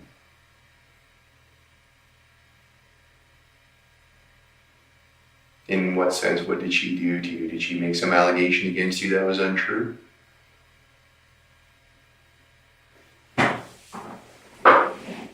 Lie for money. Lie for work. And it's Natalie. I spent $200,000 there minimum. She wouldn't even work. She lived off of me. I worked on that farm 3 years and brought it back. I turned it into a farm. She told me everything I was doing was what she wanted. And then when the court system told her, she fought because she thought we were going to get all the money. She was actually practically my lawyer. When she found out that I was going to get nothing, because as the judge said, he didn't believe a word I was saying, and every word I was saying was gospel truth. He chose to not believe it, not see it, not want to know the truth. And he told, I didn't even know it was possible. He gave everything to my wife, and he made me buy my own hunt camp back. So I got nothing. That was the turning point. That was exactly when Natalie she no more money coming in. She started hunting for somebody else. And that's when the false accusations came. She knew it was so easy because she had just gone through the system. She simply said I was going to hang her son, threatened. I did no such thing. I said, he walked across the kitchen floor that I was washing. He walked into an office, looked back, went like that, walked back across the floor. I mop it up. He turns around, back. He does it about 5 or 6 times. I wanted to hit him with the wet mop right in his face. And I told Natalie when she got home what he done. She would come back and says, yeah, he admits it. Sorry, are you what? Yeah, he admits it. That was it. No record, nothing. They didn't make him come and apologize. They didn't make him. I actually, after, started believing that she put him up to do it because it wasn't much longer after. Then when I told her I want my money back, that was it. She went off the handle, flew.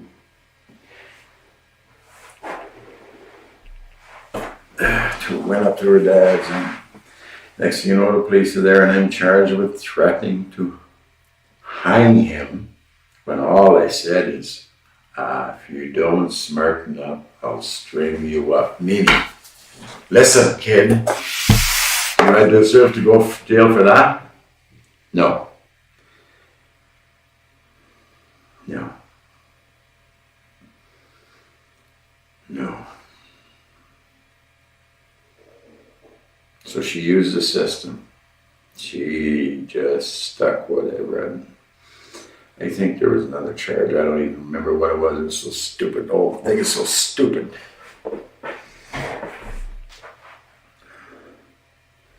And Anastasia. I was dating Carl Culleton. Anastasia came along. Well, I knew Anastasia way longer than Carl, but I treated Anastasia like a daughter. She was a friend. She lived in my house with her boyfriend.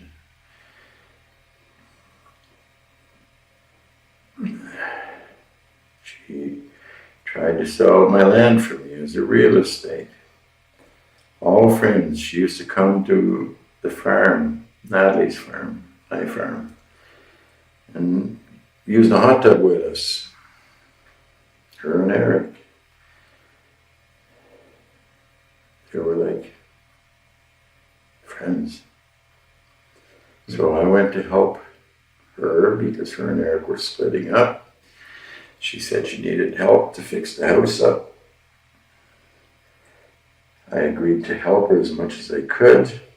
I ended up kind of half moving in. I still maintained my place.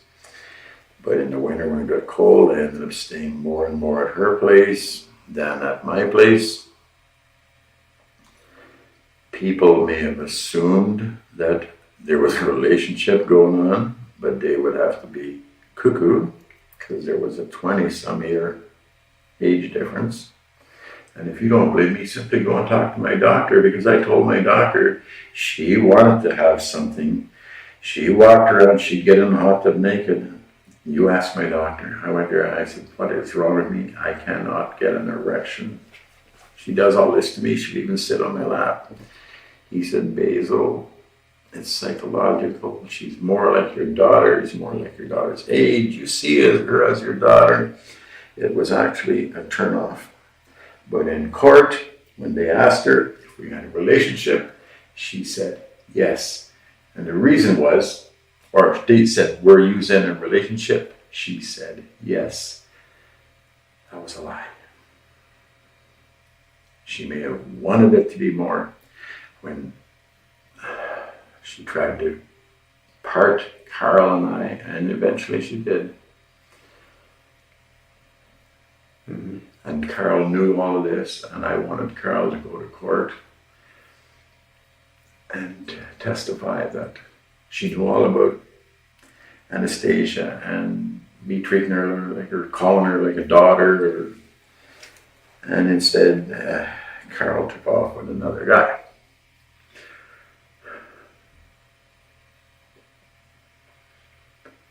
Then when I got out of jail, Carl's back. She dumps the other guy. So I fixed her cottage all up. I went probably 2.5, 3 months of every chance I got, cleaning it up, wiring, plumbing, gave her money. Mm-hmm. She lied to me. She told me she was so broke. I even pulled my own RSPs out and gave her my last peanuts.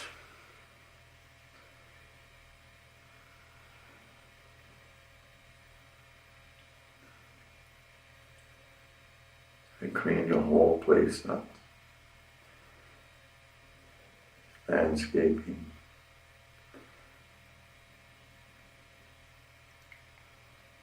All for nothing. It was all for money. She didn't get much. Natalie got the most. Anastasia got about 200,000, 180 or something plus.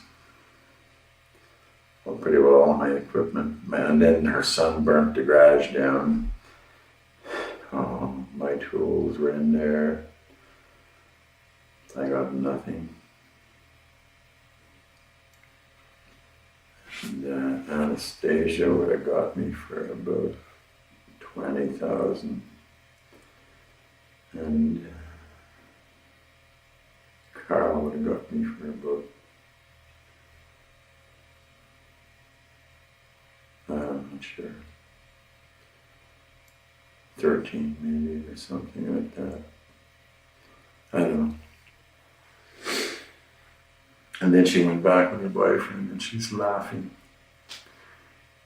Him and her are laughing, calling me the BF. Best friend that'll do anything that she wants.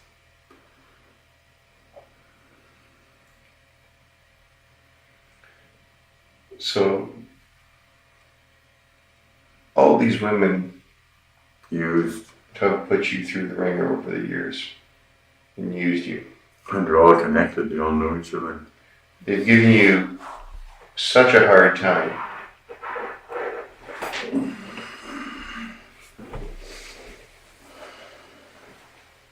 Why do you feel you needed to take on this burden yourself to prove this point after all this suffering you've already gone through, Basil? Like I said, this is a difficult road you've chosen here. Why are you doing this just to prove a point? Is there not some other way? I have no idea what you're talking about. What are you talking about other way? I don't know. Explain. Well, all these women here that have slighted you or lied to you in some way, cheated on you, and you've killed them all to make this point that the justice system doesn't work. And that road you've chosen is going to have consequences. So what I'm saying is, with all the suffering that you've already done to this point dealing with these three women, why are you taking on this burden to draw society's attention to it by yourself? I'm not quite sure what you're saying, but I think that you not think society should open their eyes and change the way they feel? I do. Certainly. Earlier you told me yourself that you know that women are abusing the system, using the system. So if you know that, common sense would be, obviously there's lots of officers that know that.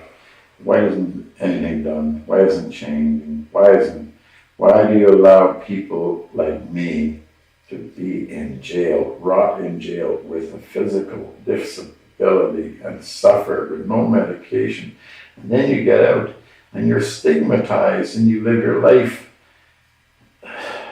You have no idea what it's like when to know that you've done nothing wrong and you.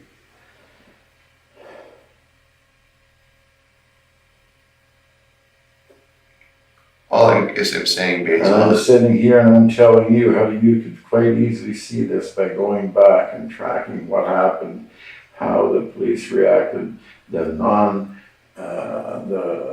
things where There was also a bipolar girl in there, Laura Kelly. She was dating a police officer. It just always goes back to the police. I drove her, I was a designated driver. I drove her home. 2 cops pulled me over, asked me if I drank, and I said, no, not tonight, I'm the designated driver. Carry on. They run my plates, see all those stupid lie criminal record that I was not supposed to have. They came, chased me down because they thought I was a bad guy, because I had a criminal record that was not supposed to be there. And I ended up being charged. They did not let me blow on the breathalyzer on the roadside. They said I was over. I never even got to put my lips on it. They were listening to music in the car so loud. They were partying. They were half-bombed New Year's Eve. And then they took me to the station and they left me in a cell for like 2.5 hours before they even asked me to blow. And then they thought I was going to blow in the tube for them. And when I finally did go out and to look at the machine, I could see droplets in the tube. I thought, oh God, they're just setting me up. They just put some alcohol right in the tube and they think I'm going to blow it in there. So no, I'm not going to blow. I'll use their trunk. And then after they even, Laura, the girl with me, assaulted the Sergeant Maxack. So they throw her in the cell beside me. Later, I try to find out, there's no record of her ever even being there. She was in the cell beside me. No record. But Basil, what I see is that you're this gentleman who's a spiritual guy, who seems to live his life by being truthful with people, who clearly has respect for his father, and obviously learned this way to go about living. And here you are being dealt this situation with these women where things are not going your way and you're ending up going to jail and getting your reputation tarnished on things that are not as they seem. But then we have this drastic departure from the guy that you seem to me to be with your actions here this week. I mean, we can talk about the difference between killing and murder, but this is a pretty distinct tangent away from the guy Basil is supposed to be. I don't know what happened. I was reading the Bible the night before. If you go to my house, there's 3 Bibles right on the coffee table. I was reading the Bible. There was a lady from next door came over, Mrs. Borustki, Elizabeth. I'm sure you were reading the Bible, but And after that, Basil, she talked. Can I keep talking? Why do you keep butting in? I think I'm doing a good job. No, you're not. But you're butting in when I'm trying to tell you something.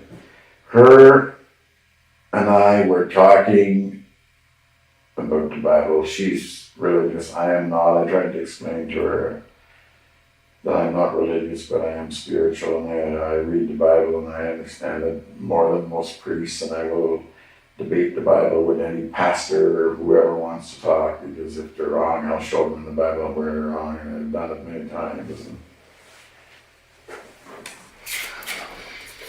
And basically, Well, I think one thing about the Bible, if you know, well, hold on there, because you know what, you bring up some good points that I think need attention brought to. Then you ask me to. Well, you have a lot of important things to say, and I can't keep up with a lot of them. I guess that's my fault. But what I'm saying is, the one thing about the Bible and spirituality that I think we could probably agree on, and that the majority of people would, is really, it's about balance. And in an ideal world, which you may or may not be experiencing, justice is about balance. Far from it. Well, that's ideally what it's supposed to be. And I'm failing to see the connection between these women treating you this way and seeing the balance between that and maybe you having your name tarnished or doing some time in jail or being emotionally hurt and you having to kill them to prove a point. that balance seems to me to be out of whack for such a spiritual person. I'm trying to tell you some things I told you. If you go back to the beginning. If I went back to the beginning, I would be mad. I'm not allowed to talk. If I went back to the Do beginning, you want to know? I would be mad. Do you want to know? Or you're not? I do. Well, if you took the time, if the system took the time to look at one case and see how this happened, maybe when there are killings in the world, in the country, in the whatever, maybe they could understand and change things, change the way they do things. Maybe something could change. That is exactly what I've been saying to you all along. So if an intelligent police officer like you think you are, would see that if you go back far enough and you find the seed that was sown, and then you see how the corrupt, the bad started, where the police don't care and they only want to investigate and make Basil look bad, when in reality they should have been seeing that Basil is the good. And all of that could have changed by simply the police doing the right instead of the wrong, doing the hard instead of the easy. Just like my dad said, if it's not hard to do, it's not worth doing it. And I'm telling you and every police officer out there, you've already told me that you know that there's corruption, but so what? That's your attitude. Because that's the easy way out. The police, the judicial system, yous are at fault for half of what goes on out there. I've been in jail before. I've heard so many horror stories. I'll tell you one thing, when you're in jail with a bunch of people, it's real easy to tell who is telling the truth and who is lying. Because in jail, 90% of the people don't care. They'll tell you exactly what they've done because they're in jail with. You don't strike me as a person who doesn't tell the truth. Tell that to the judge. You know, I certainly had a preconceived opinion about you before I had a chance to come and speak to you, which has obviously changed now that I have a better understanding of why you've done these things and the burden you're trying to take on for society. That is clearly not the person that I was expecting to be sitting with in here today. Do you think your father would approve of this, Basil?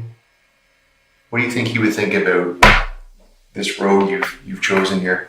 I actually thought I would be with him by now. I thought that the way things would go, the OPP would just shoot me on sight just to get me out of the picture. Because the OPP, especially Culleton detachment, I've already told them that I'm going to sue them for what they've done to me and my family, the more that they could, and to simply have the option to shoot me would have been right up their alley. I believe that 100% get him out of the picture before he tells the truth. But even when I tell the truth, then you really want to hear that, do you?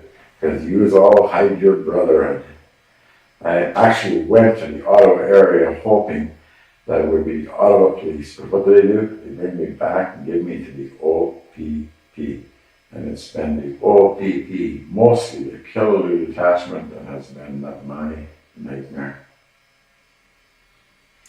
Well, I'm here listening to what the truth is, and I'm with the OPP. But you've already told me that, oh, it's just a drop in the bucket. It's the system works. So even though you know it's corrupt, you said that you know it's corrupt. I think maybe now you're putting words into my mouth. No, I'm repeating what you said. You said that you know that women use the system. That's corrupt. And yet you're not going to do anything about it. You think it's just a drop in the bucket. Then you said the system works. The system doesn't work. Innocent people like me are in jail. That means the system doesn't work.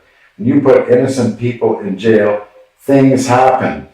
Screws get loose. You can't think. There's the positivity of life is gone. That doesn't seem to be the case with you though, Basil. I mean, you've been to jail and you can think very clearly. You're very articulate, you're very spiritual, so that didn't happen to you. You don't think so? I've been trying to, you call Kevin Renfrew. I tried to get the crisis line. I talked to my probation. I've been telling everybody I'm going to explode. It's overload. I don't know what's happening. I've been telling people that I've had dizzy. I can't, if I bend over and I sit up, everything starts spinning. I have health issues that haven't been dealt with. In jail, twice I was in jail. Twice I asked them to fix the hernia. They told me, no, you do it when you get out. It's your responsibility. Anytime I haven't got time, I haven't got money, I don't have a vehicle, I don't have, everything has been taken from me. So. Well, lots of things have been taken from you, apparently. Everything has been taken from me. I had money. I used to make over $100,000 a year in the 1990s. Everything has been taken from me. My job, my health, my family, my dignity.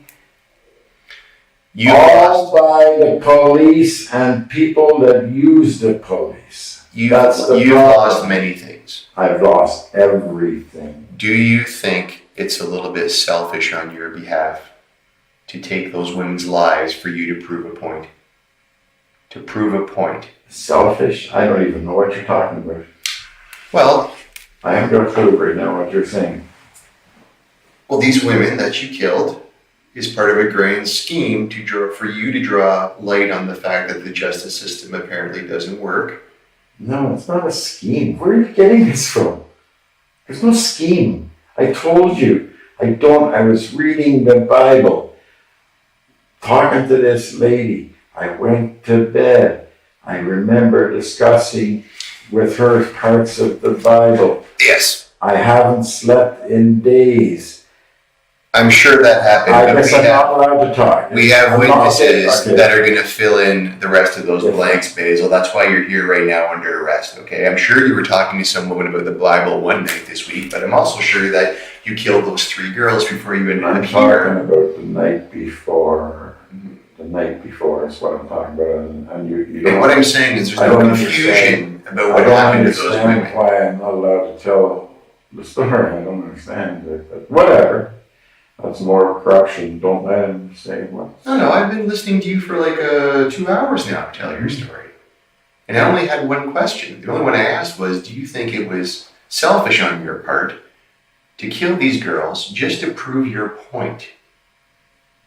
And more importantly, do you really believe your father would approve of that behavior? The question doesn't even make sense. It has no bearing. It's the question on everyone's mind right now, Basil. Everyone in Ontario is going to want to know the answer to that question. You remember when I told you earlier that when you explain your situation, then people develop an appreciation for why something may have happened, and perhaps they can see themselves in that same situation. And perhaps, Basil, there's going to be people who looked on your actions and thought, you know what? There's a trailblazer. There's a guy trying to make Ontario better by drawing attention to a problem. The median, I don't believe, is the best way you went about it, but I can certainly understand your frustration and what you're trying to do. You don't understand. I'm not going about anything. I'm not trying to get the medium or whatever you're talking about, or I'm not, whatever the words you use.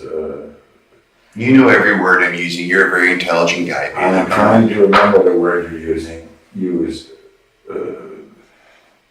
What was the word you used? I'm not sure which one you're talking about. You're saying that I'm saying that you're mad at the justice system and you want to try and fix it by going about it this way. No. Drawing attention to it. Maybe so it doesn't happen again. It seems to be some motivation of yours. No. That's my understanding of what you've been saying here for the last 2 hours. Your understanding is completely wrong. That's not what I'm doing. I didn't do something to motivate or whatever you're saying. No, you said justice. This is justice.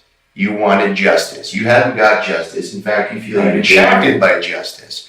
So you've taken justice into your own hands, and these 3 women are dead. And whatever high and mighty spiritual motivation you talked yourself into, at the end of the day, you killed 3 women. They are no longer with us. You and I are here. and people are going to make decisions about you. And I appreciate that you've taken the time to explain your position to me, because I think that's going to help the community understand. Because what they don't want is to think that there's just some serial killer out there running around. Because that's really what it comes down to. You're a guy who's killed 3 women, more than 2. 3 is serial. But you've got this righteous side, and there seems to be some sense of, I need justice, and Ontario needs justice, and I've been taking a kicking all the while from the justice system, and I've had enough. And I'm going to show everybody that this isn't right, there's consequences. That's very clear from everything that you've been saying here this whole time. If you think that this happened because I was going to change the justice system, you are so... I think we both know that it can't be changed. You just want to draw attention to the fact that it's flawed. It can't be changed. Well, it all comes back to the very simple question of why this happened. So why did this happen, Basil? We're having 2 different conversations here at the same time. I'm talking to you about being a police officer, and you know it's wrong. You don't try to change the system. Me, I've got nothing to do with changing the system. This is your time. What is it you want to draw people's attention to? What is it, Basil? I don't want to draw people's attention to anything. You certainly have. You certainly have drawn attention. I want it to be left alone. I'm going to suggest that killing 3 women is not the way to be left alone, my friend. I have nothing left. You took everything. Well, they've taken things from you, yes. And that's why I say... Use. Your brother had. Me? No, I've taken nothing from you. No, the police have. If the police would have done a proper investigation at any point, any time, and proved, instead of trying to prove that I was guilty when I was not, I want to know more proof when I was innocent, nothing would have ever evolved to this point. Couldn't possibly. I want to know more about this investigation you're talking about. I'm going to go and give this to my partner and have her pull out the report because I want to see it, okay? I don't know what you're talking about now. Which That's the Kathy Cernovsky one. Well, why just that one? Why not look at... Well, no, I've got the other names here. There are 10 of them. All right. Can I have some water, please? Yeah, I was just going to say, can I get you some... You want some water or anything else? Some water would be fine. Okay.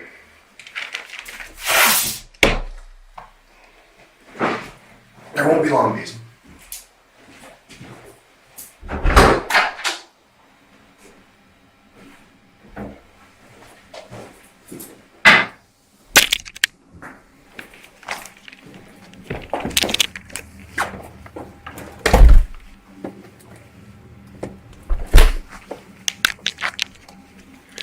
Time now is approximately 11:45. I'm turning off the audio recorder as I stepped out of the room.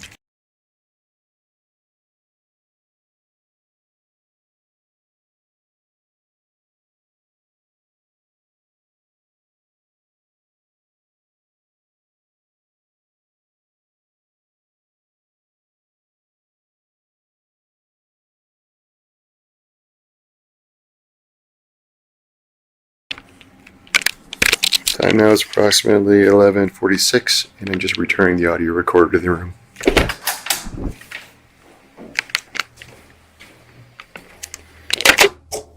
Just gonna get rid of some of this. Are you done with this stuff here, Basil? Take it, water. Yeah, I'm gonna grab that right now. Let's see what's in your way.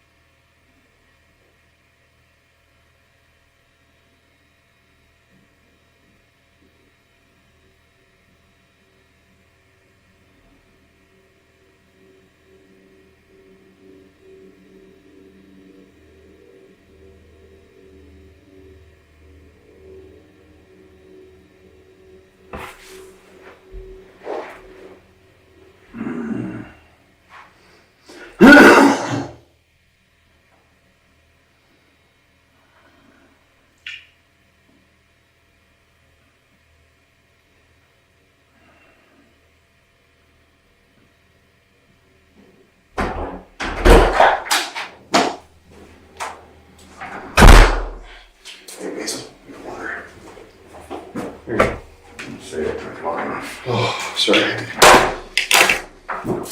Hit the men's room. It's warm in here, eh?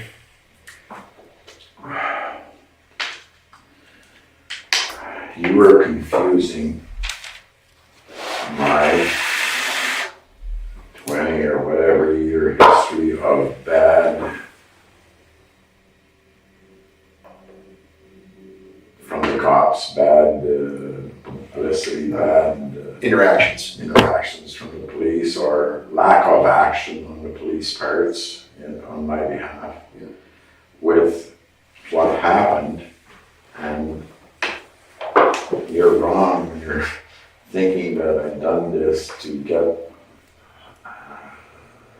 to promote change or something. I was trying to tell you that I don't even understand.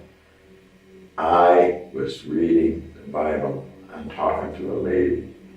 The last thing I remember was when she went home, I read a little more of the Bible, and I remember talking to her about many different things.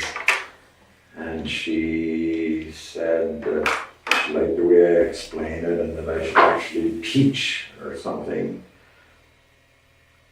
And she's a nice older lady. When was that, Basil? The night before. And I was talking to her about the part where the Ten Commandments, and she said it's thou shalt not kill, and I said no. If you look in the newer Bible, it'll say thou shalt not kill. In the old original Bibles, it's thou shalt not murder. And I explained to her. Yeah, I made that same mistake. I keep talking. I don't like to interrupt because I lose my train of thought. Sorry. I explained to her that if it said thou shalt not kill, it would mean not be able to kill an animal for food or whatever. For various reasons, people kill for sport, kill for food, you kill for whatever. And I said that's why it's murder. And I said when you kill a murder, it's killing something. Murdering is killing something innocent. And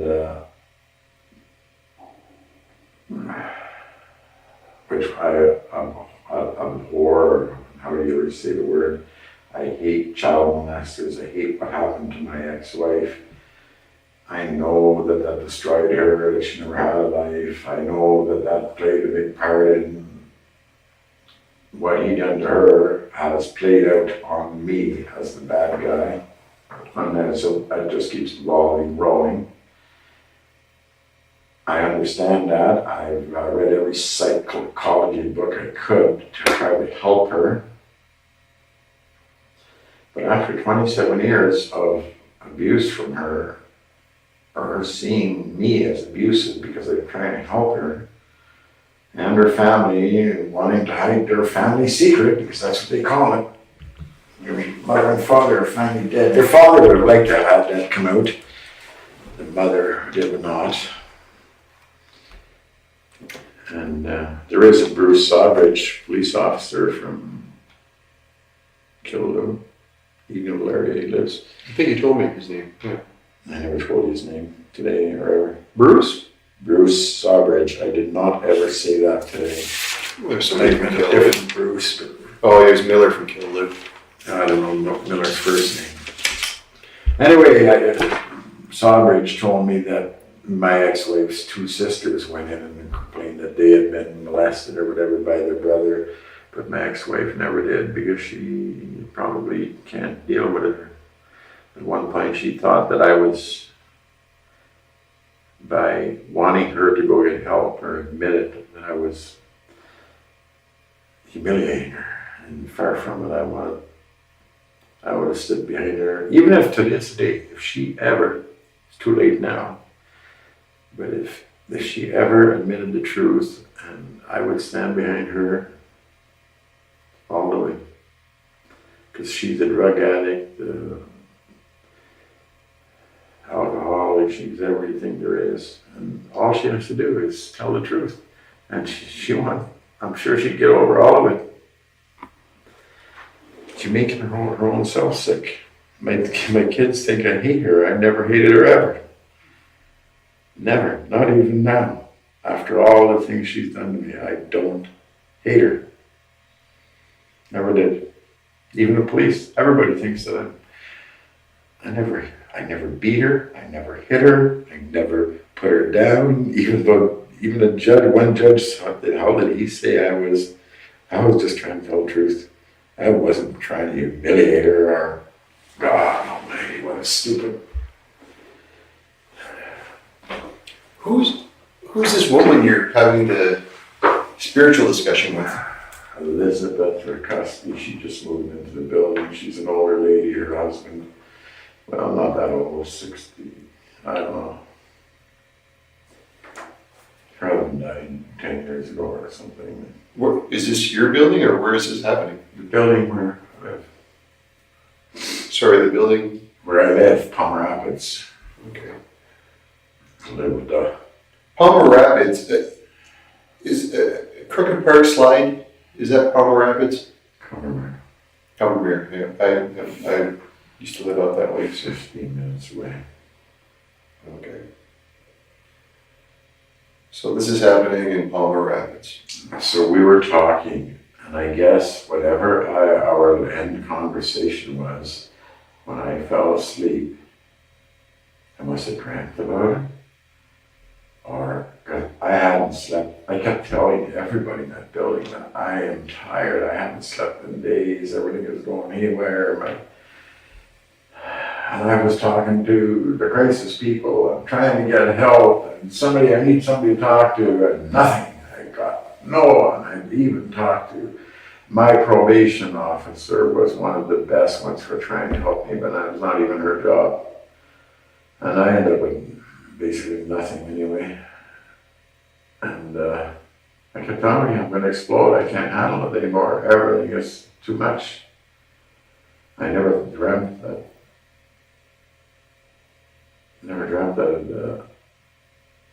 this would happen.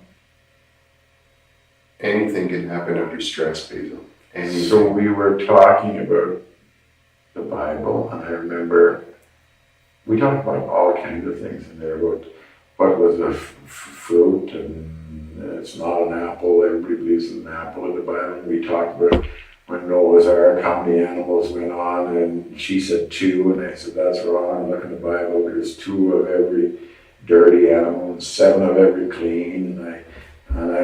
When I have a Bible, I'm quite willing to just look and show you and prove to you. And we talk about why do people, everybody thinks there was 2. Why isn't it real? Why do we believe what the priest or the padre or people, how come nobody reads the Bible for himself and knows as a fact? And it's just like in life, everybody believes what you hear. Nobody wants to make sure that it's true. It's what happened to me. The system, the police, they believe the lies. It all piled up on me as being the bad guy. Then the next person comes along, and all they have to do is just mention Basil Borutski and the police are on me, because there's a big pile of bullshit lies. Oh, I don't think you're a bad guy, Basil. It doesn't matter what you think. I'm talking about the past and how we got to here. You're here. I'm talking about back there, and back there, the other police, people that were involved, how one jumps on the other's back, and it comes to the point where there is no justice for Basil, regardless of what happens, what he says. It'll just get worse and worse, and I guess you give up, and the stress level comes. And anyway, all I remember was going to sleep, or I don't even remember going to sleep, and then I woke up, and I don't even know if I drank coffee. I just went out of the house, and I remember at one point thinking about a zombie, and I remember I was confused, and I remember saying the Our Father, he had married over and over and over, and I was driving, and I said, I was talking to myself out loud, or I think I was, maybe I wasn't, but I kept saying asking God to keep me safe, show me what to do or stuff, and I don't know what. The gun, I had the gun 2 years ago when Carl Culleton and I first got together and I was living on a farm. I found the gun in the scrapyard in an old motorhome. It was hidden under the floorboards. And I was pulling, I forget how I found it. I was looking for something, and I found the shotgun. And then I collected shells out of every car well, not every car, but I get 2 out of this car, 3 out of it's a country atmosphere, and I was living near a scrapyard next door. I collected the shells. If you look at them, half of them are rusted, and I don't even know if they. And that was because at that time Carl would visit me there at the farm, and the police would drive by and they'd shine lights, stop in front of the house, shine lights in my windows. It was freaking Carl out, and it kind of destroyed her. And I was totally honest with her. I told her my whole history, and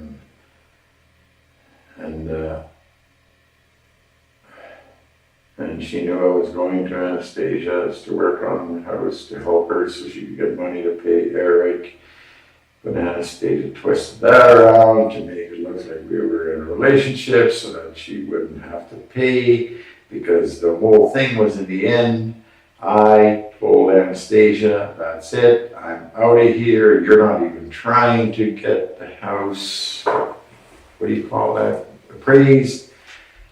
And I told her I'm going back and reestablishing myself with Carl, because me and Carl had drifted away a bit because I wasn't. And Anastasia went ballistic, locked me out of the house, bare ass in the middle of winter. 40 below, I'll never forget that. It was one of the coldest nights. And then when I finally got in the house, she just laughed. I asked her, why'd you do that? She, like a psycho person, just Basil, I'm confused about one thing here. I'm hoping you can clarify for me. I'm confused. I'm wishing I could figure this out. The information we have, Carol Culleton. Our information is you just met her in September. Is that not correct? No. Through the Wilsons? No, the Wilsons. I don't even know them. I met the Wilsons through Carol. So how long have you known Carol for? Approximately 3 years. Before. And are you in a relationship with her? Yes. Carl and I had sex, no problem. Okay. When I went to help Anastasia tried. She walked around naked. She tried, and I couldn't. I went and told the doctor, there's something wrong with me. Mm-hmm. This young, whatever, struts around. She even in the hot tub would sit on my lap, and nothing. And my doctor told me, Basil, all the things that have happened with women with you, it's psychological. She's like a daughter to you, and it never happened. The doctor even gave me, because I thought there's something severely wrong with me, and it didn't even work. It didn't work. And then I thought it was because of my hernia, that was my thing, and I don't know. But then when me and Carl got back together, it seemed to all work again. I don't understand. So me and Carl were apart at the time while I was in jail because Anastasia put me there. How long were you in jail for, Basil? A year. When was that? I got out in January, so I went in January. January of this year you got out? This past January. Okay. So, this conversation with your neighbor, when is this happening? Today's Wednesday. So when are you having this spiritual conversation? Tuesday night. It has to be Tuesday. Today, somebody else told me today's Thursday. Today's Wednesday. Today's Wednesday. So then Monday. Today's Wednesday. Tuesday. So that Monday night, me and Elizabeth were talking. Okay. Monday.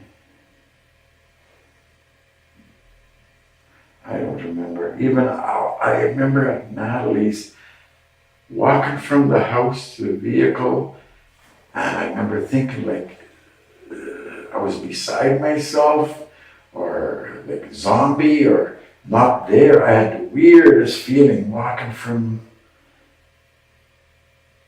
I don't remember. I don't know. And then I drive. And I'd say, where do I go, God? And I turn on this highway and that highway. And I didn't even know where I was going. I was in Dacre and places. I had no idea. So what happened after you're talking to Elizabeth? What can you remember about that? Going to sleep. I don't even remember going to sleep. I don't know if I counted reading the Bible or if I, which I do read a lot and I fall asleep with it. And we had a drink. I had two rye, I remember that, and she had 2 beer. I gave her 2 beer, a Bud Apple and a Coors Light, and that's it. What kind of ride was it? Forney Creek. It's a good ride. And I don't drink much. It's a rare thing. And I don't know. I haven't slept in probably 5 days. I remember sleeping like an hour in the middle of the afternoon, and somebody phoned and woke me up, and I looked and I figured it's about an hour's sleep I've got. But that's been going on for months. I'm getting less and less and less. What's going on with that? You know, why is that I happening? don't know. And then I burn out, and then I sleep for 20 hours straight, and then it all starts again. It's been happening. That's what I told you. I was trying to get talk to. I call the crisis line Terry. When were you talking to them, Basil? Strong. So now I lost that. Rikuski, my probation person, would know that person's name. It's not fair. And this is the crisis line person you're trying to think of. Yes, and they were supposed to get me a mental health worker. I wanted to talk to somebody, and I kept telling everybody that I'm gonna blow here, like there's some, but I didn't think this was, I thought blow was I was gonna go apeshit, screaming, yelling like a retard in the field or something. I felt like my head was gonna blow off. That's what stress does. And then, Basil. but as far as that day, other than I had a pad of paper and I wanted to get out of this area. Because I wanted to get away from the Kill Loop place. OPP. And I thought I was going to go to Ottawa. I don't know what I thought because everything was just snapping in my head. Like, I don't know why. When you woke up after finally getting some sleep Monday, what can you remember about that? I don't even know if you're saying when I woke up Tuesday. Is that what you're saying? Well, I don't know. I don't know if you woke up Monday night or Tuesday morning. I don't know.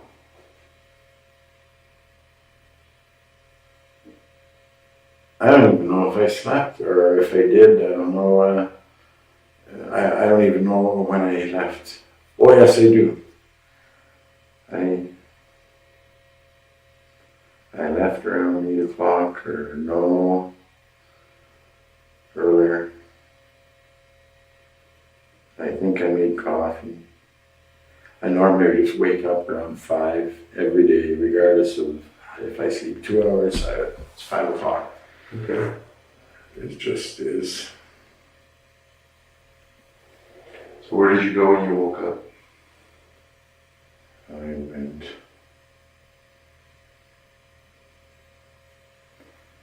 I believe I went to the gas station in Palmer, Gulix, and I sat there because they weren't open. And then there was no gas in the car, or very little.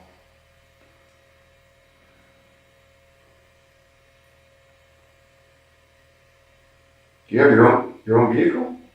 No, I borrowed a car off of Cheryl, neighbor downstairs. Okay.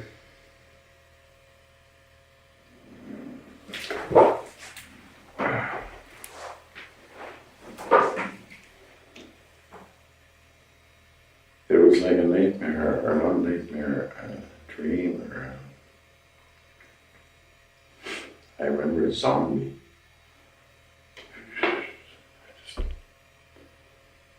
Where'd the gun come from? I told you I got it in the scrapyard. And I thought I was going to protect myself from the police. The police were shining lights and were sitting in front of the house. And I'm telling you, it's either post-traumatic or I could be with somebody and I see it. This was back when I was with Natalie. I used to tell her to turn here because there's a police car there, to get off the road and hide. And What do you mean you felt like a zombie? What was going on there? like I was beside myself, like I was looking at this from over there. I could see myself. That's the way to look at it. I thought I could see myself walking.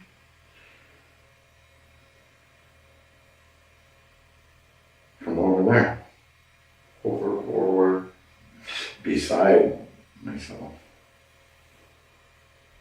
well, what did you see yourself doing? Walking from the house to the car. I remember, I don't know, I really don't.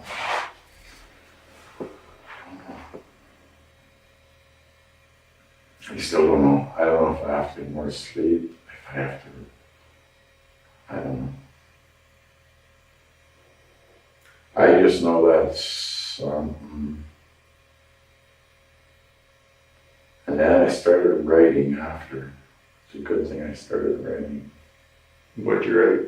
I don't know. I can't remember. Stuff. You just have the pad. Have you felt like a zombie before? No. No, that's why I thought, or that's why I remember. I thought it was weird. Like, the word zombie came into my. But it wasn't, I don't know what a zombie is. It was like, I remember like as if I was over there looking at myself walking.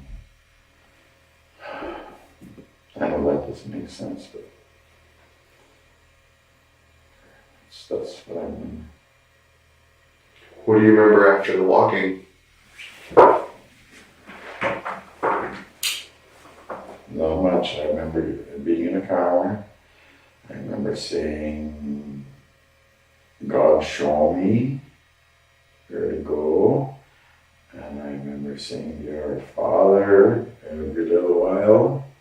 Not incessantly, but every 10 minutes maybe or something, or roughly half, I don't know. I just know I said it a lot. What was God telling you to do? What was he telling you? I believe that God was telling me where to turn, because I was driving on roads that I didn't even know where they were going. I remember being in Dacre and I was wondering, what the hell am I doing here? And then in a bunch of little towns. And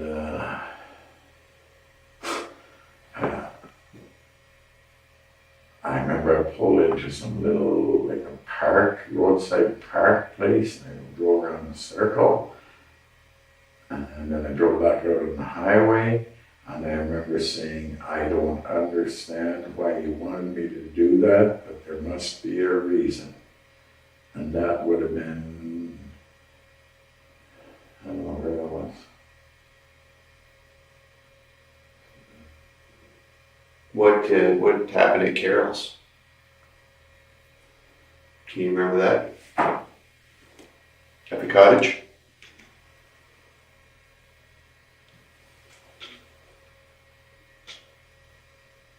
I remember, I was at the cottage the night before.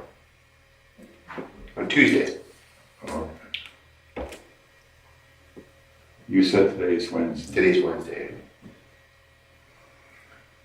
So you were arrested yesterday afternoon in Ottawa. If that helps. Tuesday. I was arrested. Yes. So Monday, I was at the cottage. And that's when Carol was, I already knew about her and the other, she had told me, but that's when she said that her and her man called me BF. And she said that they thought it was funny. And he kept texting her, and she was laughing in the house. And she told me that they had this joke about me being BF, best friend, the guy that'll do anything that she asked for nothing or whatever. Why would she tell you that? Why would she try to hurt you like that? I asked her that. I asked her in my text to her, I asked her, why would you hurt me like that? I don't know. I don't know. She wouldn't tell you. She never told me in my text when I asked her. She laughed. And then I don't even know the guy's name, never asked. When she first told me that she was with him, she said that she couldn't live like that, and that was it. I never asked no more questions. So she told me he's younger. I don't know how old, I don't know his name, I don't know, because it wasn't important. I thought it was in her past. And it wasn't. But when you saw her in person, she wouldn't tell you? Tell me what? Why she decided to hurt you like that? She never told me. She just said, we joke around and laugh about this. We call you my BF. And then she said, best friend. And it's more or less like they talked. I threw her cell phone out of the car somewhere because it was ringing. I never even looked at her stupid cell phone, but it probably had stuff there. Obviously it would. God, I wish I had smoke.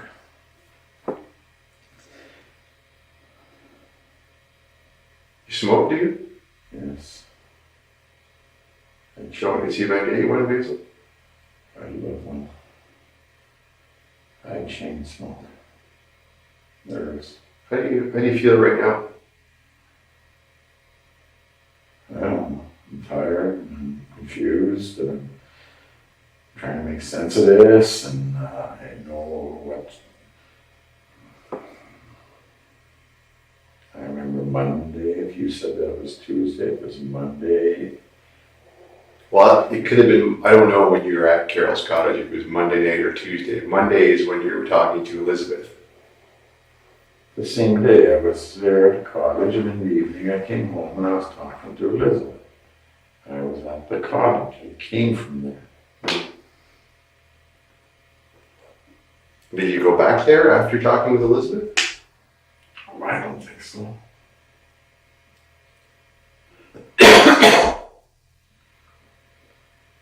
No.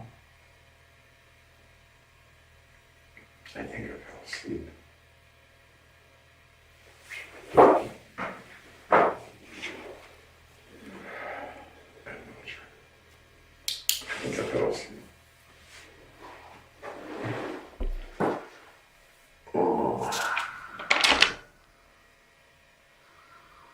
And it seemed,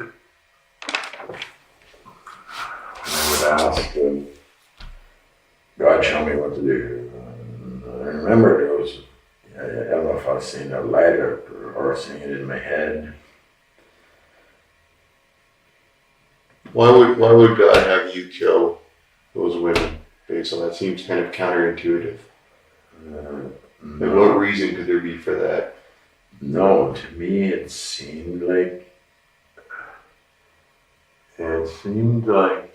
God was trying to show me that the commandment isn't thou shalt not kill, it is thou shalt not murder, and that when it's murder to kill somebody that's innocent. That's why I couldn't kill myself, because I thought about shooting myself, but I can't do that because I am innocent, didn't do it wrong. Because that would be me murdering myself. Does that make any sense? It does.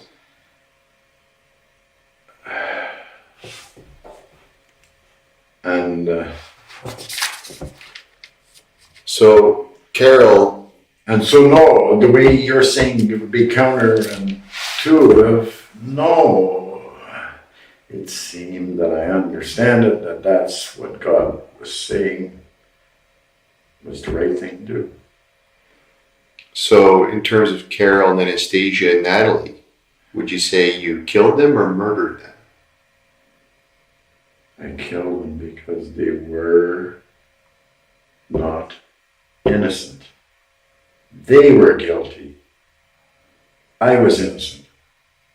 I done nothing wrong.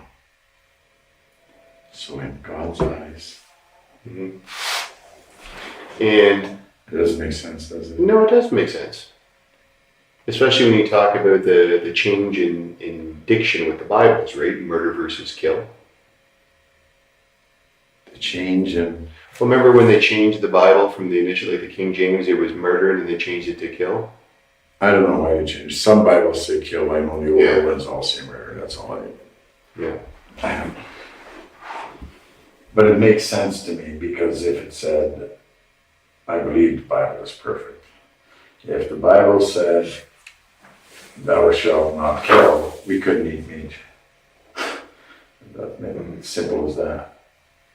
Because the Bible is literal, means what it says. It's not like us people that, people say something and it means absolutely. So when you say that Natalie and Anastasia and Carol are not innocent, it's because of all these wrongdoings they did to you over the years, that stealing everything that you have. That's where the innocence And is the missing. lying to the police to achieve, I didn't lie. It's all about lies, not about the money and the things, it's lying. I will not lie. If I do tell a lie, it's to protect somebody, like my daughter, or I will avoid, and that's a lie to avoid sometimes, but it's always to... Basil, you tell me that you don't lie, and you would only lie if you were protecting somebody from... which I would call it. Yeah. Are you lying to me when you say you don't remember how you killed those women? When you're talking about this zombie and seeing outside yourself and God telling you, are you lying to I me? never told you that. What did you say? When you tell me that you don't remember clearly what's happening after you left Elizabeth. Remember you talked about, you said you feel like a zombie Yeah. and you don't remember everything? Are you lying about that? I never said I don't remember.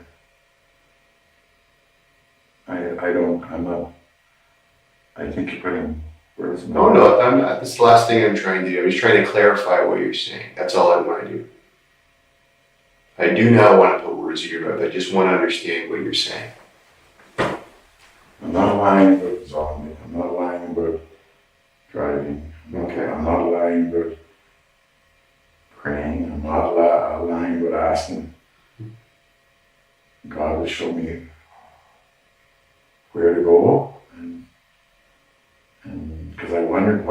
Acre, and wherever I was. I don't remember the Acre. I remember the sign. And Did you what want are you the, asking me? Am I lying about? when you said you felt like a zombie and you couldn't remember? No, I'm not lying. Okay. I'm telling you. That's all I was asking you. No, you just said more. You asked me if you were putting where. That's not what you asked me. You asked me if I remember. If you do remember everything. I don't remember everything, not yet. Okay. I think that I remember more this morning. I sure as hell did last night, because when that guy wanted to talk to me, I told him on the phone, I said, I don't even want to talk to you, I don't even want to listen, I'm so tired. And he said, well then hang up the phone. I don't know what he said, I don't know. Well, you know lots of things, because we've been talking for a while now, and clearly you're doing a great job of remembering some things, and you're understanding what I'm saying, and you're aware that you can talk to a lawyer at any time. So, I mean, you're clearly with me in the moment right now, I would say. I don't think I'm clearly in the moment with you right now. I don't think that I don't think I told you for weeks, months maybe. I've been telling everybody I'm going to blow or explode, and it feels like my head is so full of things and nobody listens, and I feel like I'm all. Well, what kind of things was it full of? I just told you, I feel like I'm alone, or there's nobody helping me, and over, and those things. What I'm telling you is what I'm talking about, and panic, and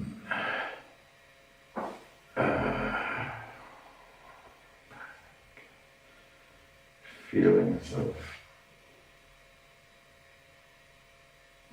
loss, Hurt, I would guess, by what you're describing. I think if somebody was laughing at me, like a girl. No, not the hurt is only in the last few. I think Carol laughing at you with her boyfriend would hurt You're not anybody. listening. No, I'm talking about in the last month or longer, or 2 months, I've been telling people in this book, I may have felt hurt in the last 4 or 5 days. Okay. But not because hurt wasn't part of it, it was alone. I've been thinking a lot about how alone I am in this world, and I'm thinking about how the police took everything away on me and my family and my brothers and sisters, because I realize that even my own family, they have doubts about Basil now. And there's I don't blame them, because it's so much, it's overload, and I guess overload is what's happened to me. And no, I don't even feel like my family treats me like part of the family anymore. Do you remember when I told you earlier when we started talking that's why? But my family has seen my ex-wife do crazy things, like see devils coming through walls, like sleeping with my cousin at my brother's wedding, like lots of stuff. But my family has never come forward. When my wife does crazy things and blames them on me and accuses me, my family has never come forward and said, she's the one that's nuts, she's done this. They never ever came to it. And they're not taking your side. They don't, and Marianne brings always brought a whole barrage of her family, her mother, and sister, and they're all hiding the big family secret that they have a brother that is a pedophile, and I always look like the... Well, that would certainly explain why you feel alone all the time, Basil. people in your own family treating you like that? Well, it's not that they're treating me like that, it's just that they don't want to get involved and I don't know. But it has evolved to the point now where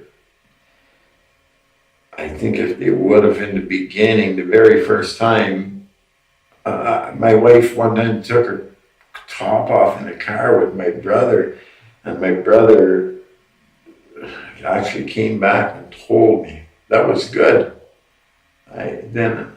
But another brother saw my wife screwing my first cousin, who was his buddy, in the car. He never told me until 7 years later. That's not good. It's better to know the truth. He taught more of his cousin than me, his own brother. Can't get caught in the truth, right? You can't get caught in the truth. That was my dad saying. Have you ever heard that before? Just because you told me your dad told you that. Have you ever heard that before? I can't say that I have, no. Does that make sense to you? It makes perfect sense, yeah. Especially in my line of work, right? I have lived by that all my life. I can tell you firsthand, that's exactly how people get themselves in trouble, lying. And getting caught in the lies. But the problem is people don't get themselves in trouble, lies. People lie about people to hide what they done. And that would be my ex-wife, this Laura Lee Kelly. And there's some men that don't know everything a good thing for women, because there's men out there that have stuck knives in my back. But it always goes back to money. And I get right from the Bible. Even that night I was reading to that lady about money is not, I can't remember the words, but I just know the feeling. I have had that. And believe this or not, I am poor, filthy poor. I live at $850 a month. I had a little bit of RSPs and things, cash hidden aside. I don't even know how I ever did it this long lasted. With Carol, I tried to tell her that money means nothing to me. She, at one point, said to me, "This is my cottage." She kind of took offense that I had done so much work there, because I had built a deck without asking her. I surprised her. I thought it was like a gift. And I connected 2 decks, stuff like that. So we had she thought that I was taking over, and we got over it. I told her, I said, okay, I want to start on no projects. I'm sorry, it was a gift. Whatever. Where was I going with that? Oh, money.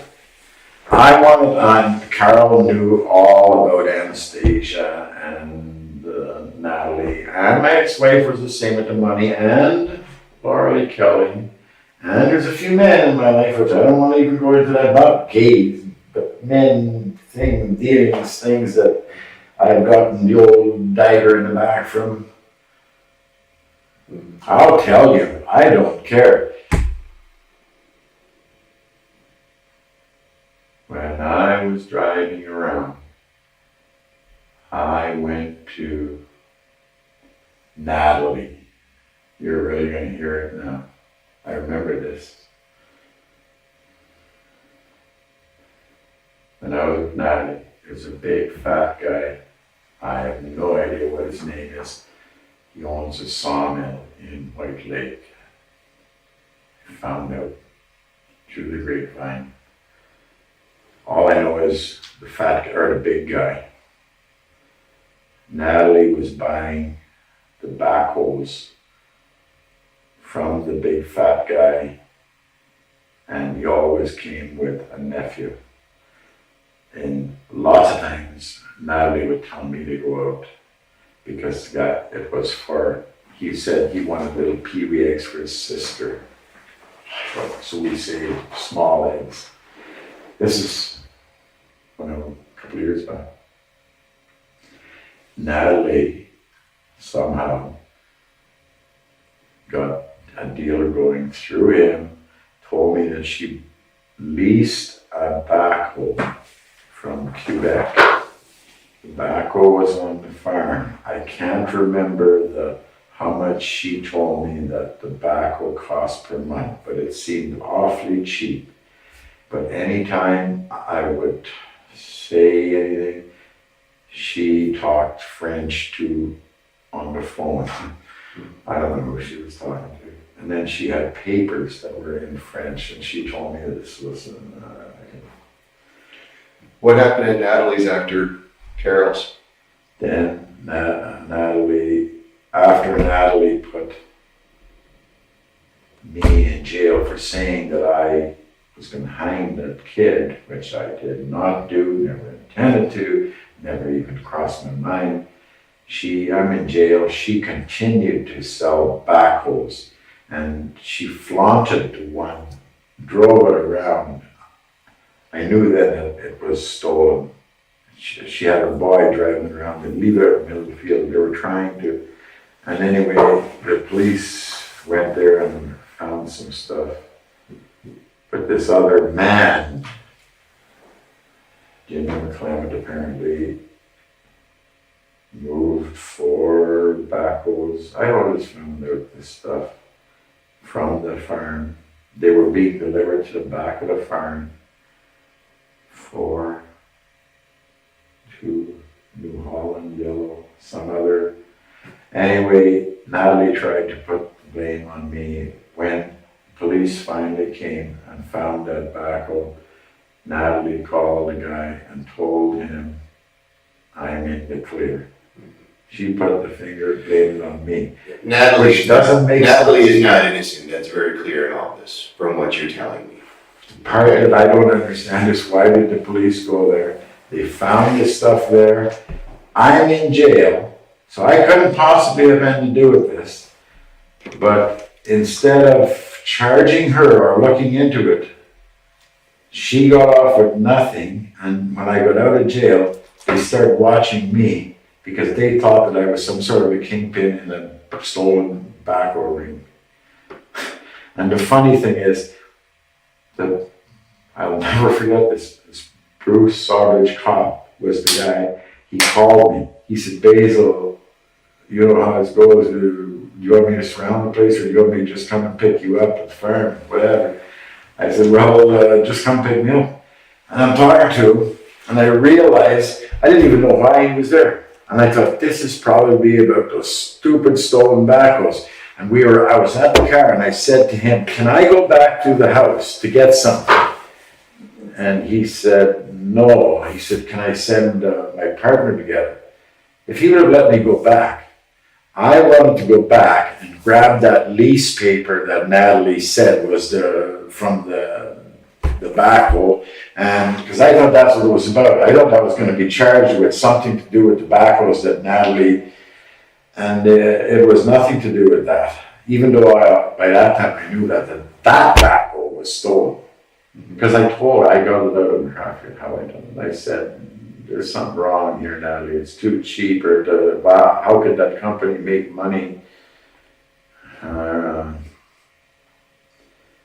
But then anyway, when I'm in jail, I know for a fact, and if the police wanted to figure it out, all they had to do was go to the neighbor, because there's a garage next door, and I'm sure the neighbor must have seen the backhoes leaving that property, because they'd have to drive it right, or float them right past.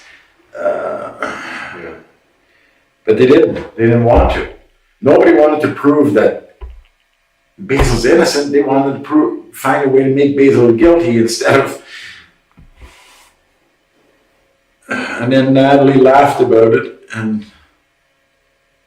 told one of the guys that got caught on one that she was in the clear.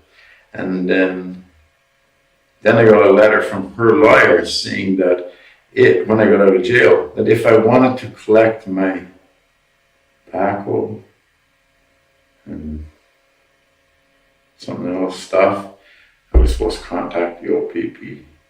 So they were trying to get me to go and say that. I couldn't believe it. Like, how, I don't know if the police put the lawyer up to that. I don't know what they really think. Basil, after all this stuff has happened, the one thing I want to ask you, did you want the police to kill you? Yeah. Because then I would have to kill myself. because then you would be going against. Right. The only thing, I understand that line of thinking, you explained that very well.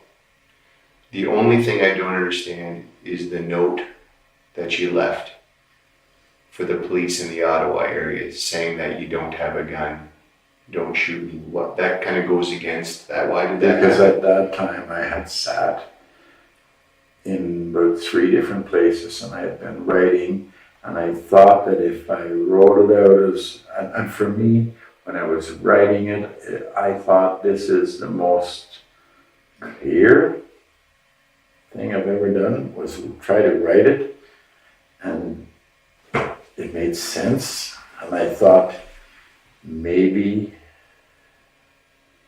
I shouldn't die, maybe I asked. I was still a little bit in the gloom of God there. I thought God was helping me write it. God took me there, God took me. And I thought that maybe I should stay alive, and that, no, there was more. I remember thinking, if I'm dead, who will explain this? Or something. I don't know. And then I decided I put the gun down first, and then I walked a little piece, then I wrote on one page, and I hung it on a branch. Don't murder me, Well, you're exactly right, then there's no one to explain, right? I have no gun or something. I can't remember. And then, or one night, but up until that point, I was hoping that fucking just, without me knowing, I was actually hoping when the helicopter flew over that it sent a torpedo down. So what is it you think you're left here to explain, Basil? What is it you want to, what's your message in all this? It is no message, it's vindication would have been. But you're not following me here. There's 2 things. It's like me walking, being the zombie, and me over here looking at the zombie.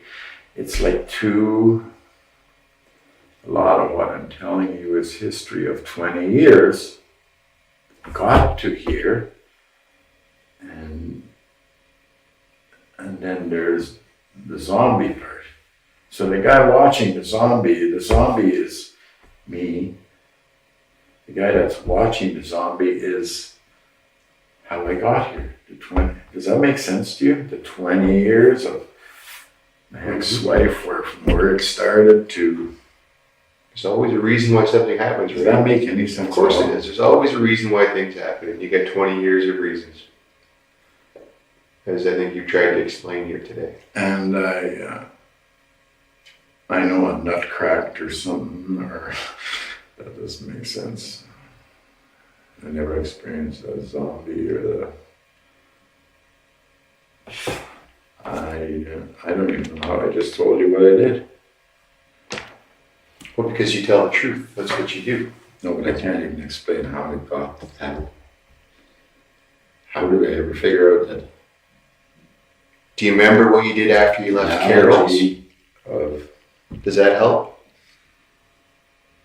If you think about it like a chronology, when you left Carol's, and somehow you end up at Anastasia's. I just left Carl's and I said, God, what do I do? And I remember going through a little bit of construction, and I just drove in, and I remember thinking that God is really helping me, because when I went to Carl's, Carl walked right outside. Mm-hmm. What did you do? And then I asked her, I said, why do you hate me? Or why are you doing this to me? a bowl. And then she closed the door. I was right there. And then I broke the window with my elbow. And I reached in and I unlocked the door.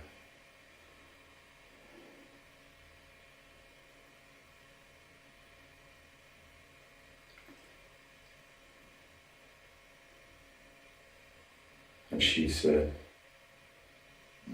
"This is not you, Basil. This is not you."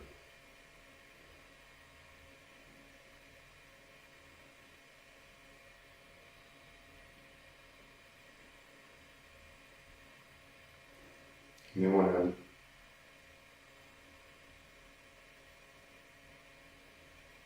Then she told me that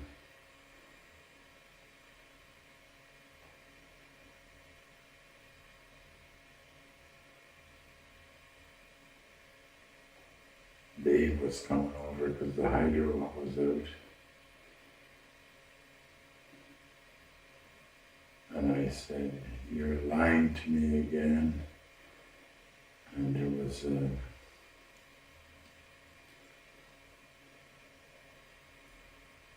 cable TV coil. I picked it up and I hit her with it and I wrapped it around her head.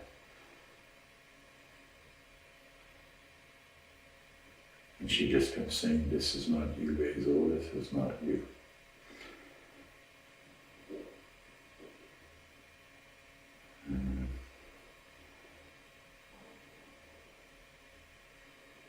And then her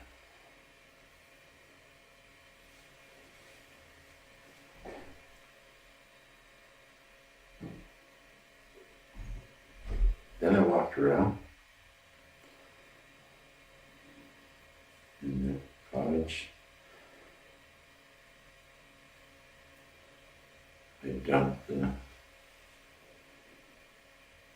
bag on the table and her purse maybe or something. Got her keys. And I remember taking my cell phone because I thought I was going to read it to see who this guy was, but I never did. I ended up throwing it out the window. I remember throwing it. But that was already near Eagle somewhere, way later.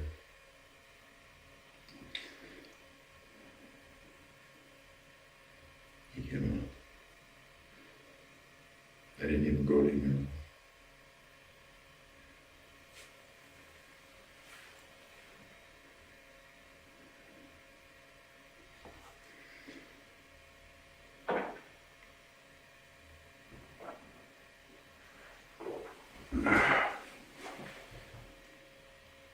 Basil, take my hand for a second. For what? I just want to shake your hand. I want to thank you for being the guy that you said you are this whole time we've been here, a truthful, good person. It's a rare experience I get to meet somebody who actually walks the talk they're preaching. Walks like what? Yeah. Well, you said you 9 out of 10, you're a truthful person. And you don't lie unless it's to protect somebody, other than the little white lies. I'm not sure why. Well, that's what you're doing right now. You're being truthful. Doesn't matter. Why would I lie?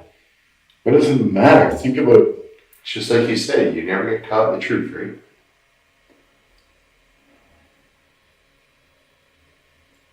Should remember that one. You should remember that. I'm going to. Everybody should remember that. I'm going to. Then, I really don't know. You know what, maybe I'm really tired again, or maybe if I... Yeah. Do you want me to see about that smoke? I'd love that. It would take away some of the... Okay, let me go and try and run one up for you. I won't be as long as I was with the water. Do you want another water? Yes, please. Okay.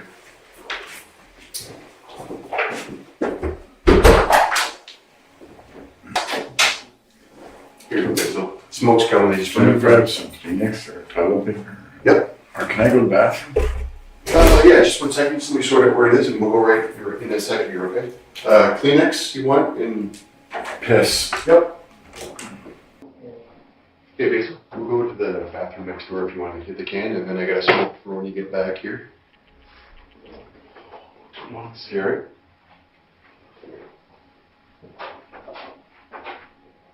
Back in here? Yep. Thanks.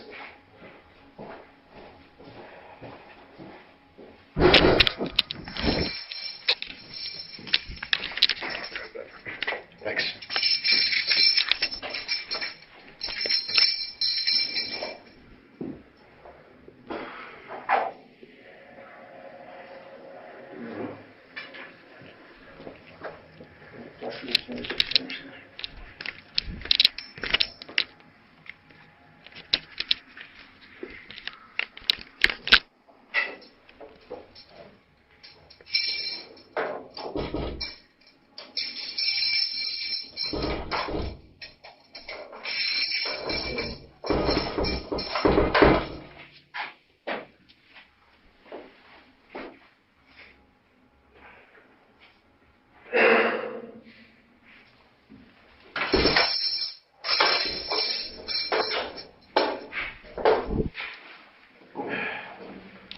Do you want to bring that whole thing in? What? You can just bring that whole roll in if you want. It's no problem. Here, I'll grab it for you.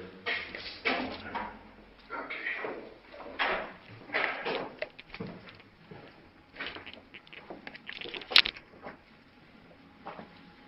And we got well, you have the cigarette right here, Basil.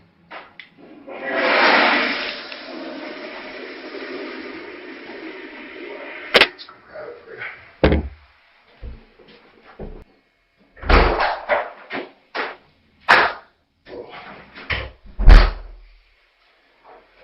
Okay, Basil, here you go. Just gonna throw some water in that for the ashes.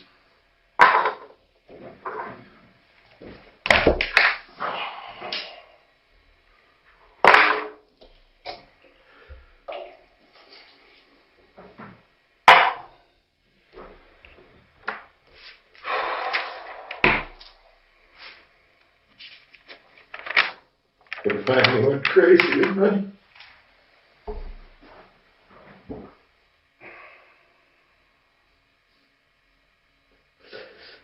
It wasn't just that day.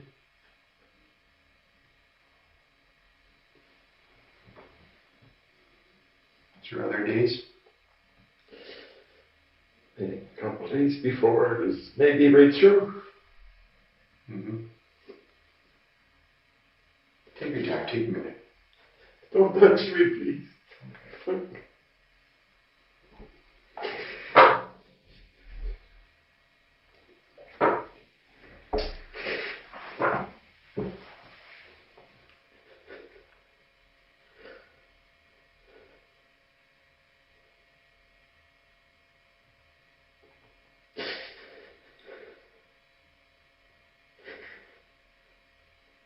The more I think, I remember not just being beside, I remember being behind myself, watching myself, walking to the car from the building. And it was like I was over there, I'm here, but the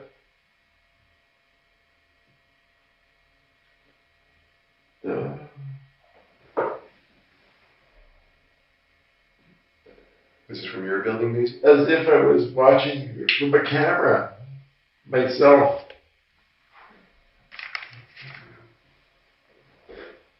I actually talked to the psychiatrist. I don't know what the fuck is going on here. I remember this was days before. But that's what I remember, seeing myself walking out of the building with the gun. Days.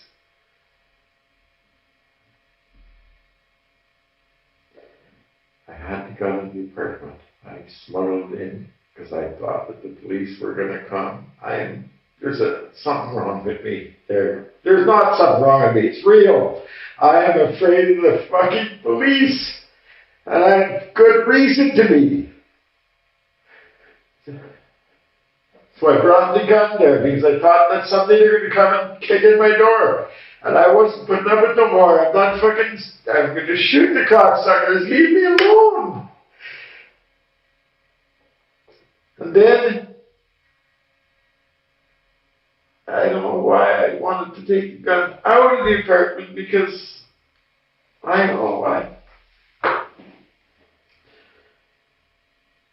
So I took it and I hid it in the bush, in a garbage bag.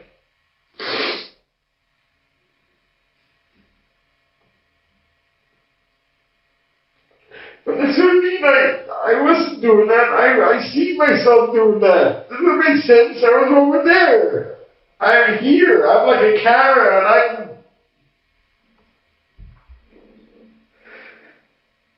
I'm... Where did you lay it in the bush, Basil? Just along the road. Well, backward. But it's all fucked up. I'm sure that was, I don't think it was a week or days. Maybe not. I don't know. I know I done it. And I took those rusty old bullets. I hid them with it. I didn't really hide it. I took them just in the bush.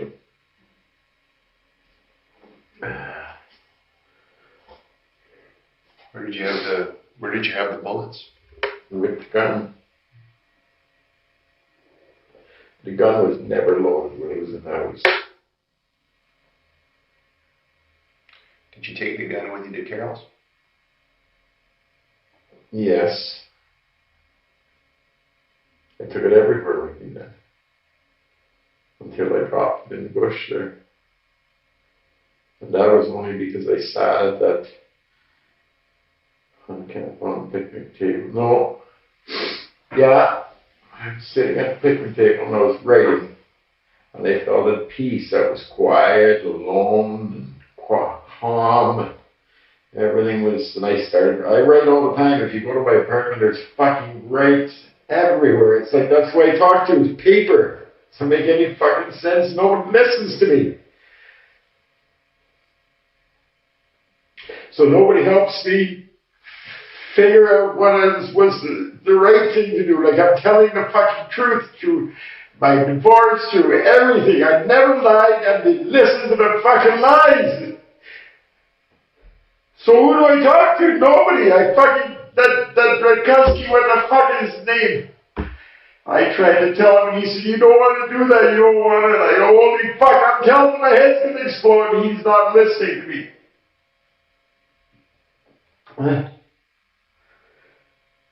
I kind of knew, I don't know what I fucking knew. I knew I needed help. I phoned the fucking... And I remember telling my probation lady that she was fucking more help to me than anybody that I fucking ever called, because I never got replies or fucking, it was like, that's months ago, a long time ago. And I tried to get my daughter to come and talk to me, and we ended up getting a big fight because I don't know, fuck. I probably, because me, I couldn't deal with it, no, nothing anymore. It was,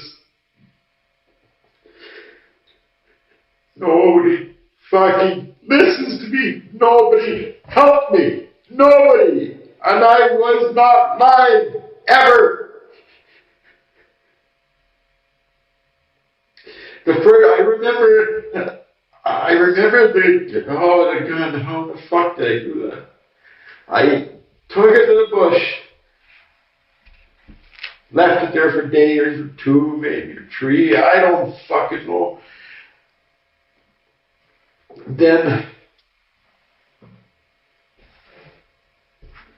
after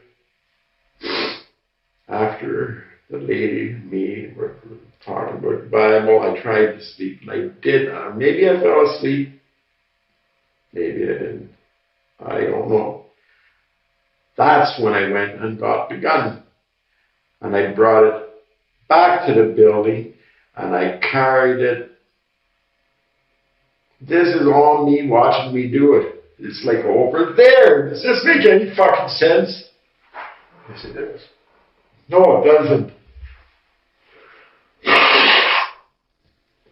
I carried it down by the garden shed. I was trying to get a garden going at the building because I wanted to fucking get some of those people there out of the apartments and fucking be a little friendlier. They're all fucking fighting like idiots. And anyway, I took it. I hid there in the bush. Again. I don't know why. And I remember thinking I shouldn't. But I did. Then I went to bed. I didn't go to bed. I just laid on the couch and I fell asleep. I don't. I was so fucking tired. I couldn't sleep.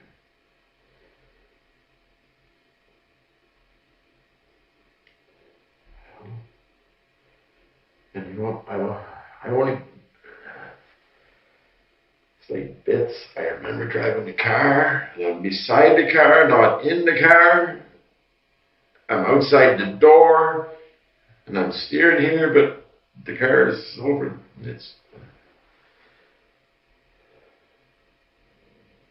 And I remember God's helping me do what's right. I remember God saying, not saying, God never spoke to me. I remember thinking that God's making this easy because Carl came out the door. Because when I got to Anastasia's, she walked out the door. As soon as I walked, I wasn't even at the door, she just walked out.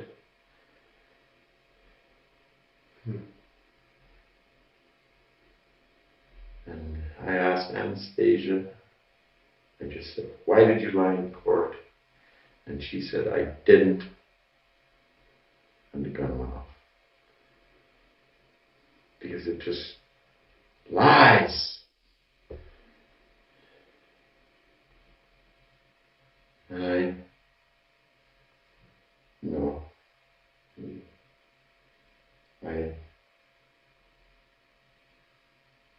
Where did she get shot, Basil? What do you mean? What part of her body? I have no idea. She ducked down a little island. I don't know. Behind a little island? There was a little island. And she was standing and she just went down and the gun went off after she went down. So this is inside the house? Yes. Okay, because you said she'd come outside too. Yeah, but she went in and I walked in right behind her. Okay. It was as if it was supposed to be. It's like she opened the door right when I just come there and I just walked. She turned around, walked in, I walked right in behind her.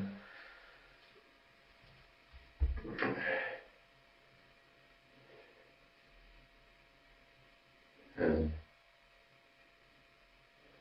was anyone else there? There was another girl there. She had a toothbrush in her mouth and she said, who are you? I'll kill you. And that's all.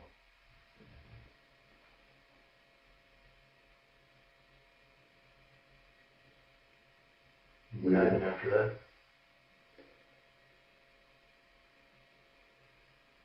I just, again, I said, God, what do I do now? God told me to get in the car and drive down the highway, and then I drove.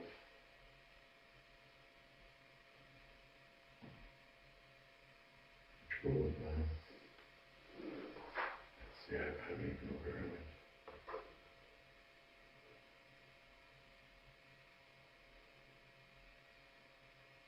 I went jiggity jaggedy through a bunch of back roads, somehow two off on the road, and then to the farm.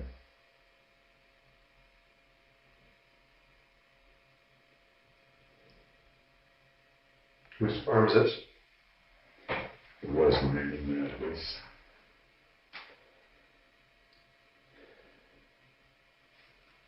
It's not because she died. I paid into it in cash because I was going through a divorce, but because my wife was cuckoo all those years, I kept socking money away. And I have friends that for probably 10 years before I ever left the wife, I told them, when Sarah turns 18, I'm out of there. I gotta get away, I can't take it anymore. Sarah wasn't, I couldn't do it. Sarah was only 13 maybe, and I couldn't take her anymore. Everything I'd done was fucking wrong. Everything I'd done was negative, yet it was as positive. I remember building a chip truck for my daughter and my wife cursing me out and beating on me and slapping me in the face, and I'd be crying, and I never hit my wife. She beat the shit out of me, and I fucking walked up in the bush. I don't know how many times I stood there and met her and said, fucking if it makes you feel better, go ahead. But after a while, years, I spent more time in the bush.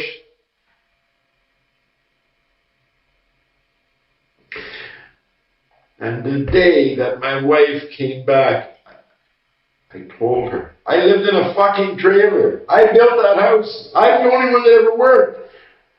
And I moved out into a trailer on the property, a travel trailer. And I told my wife, I'm doing laundry. You go to my daughters or our daughters and stay there. I'm going to the house. I got to do laundry. I went up to do laundry. She left. I started doing laundry. She fucking comes back. I knew what she was going to do. I felt it. She's one side house, I'm on the other. I run out the fucking door and lock myself in the garage. From my own wife. I'm a fucking man and I'm hiding from my wife.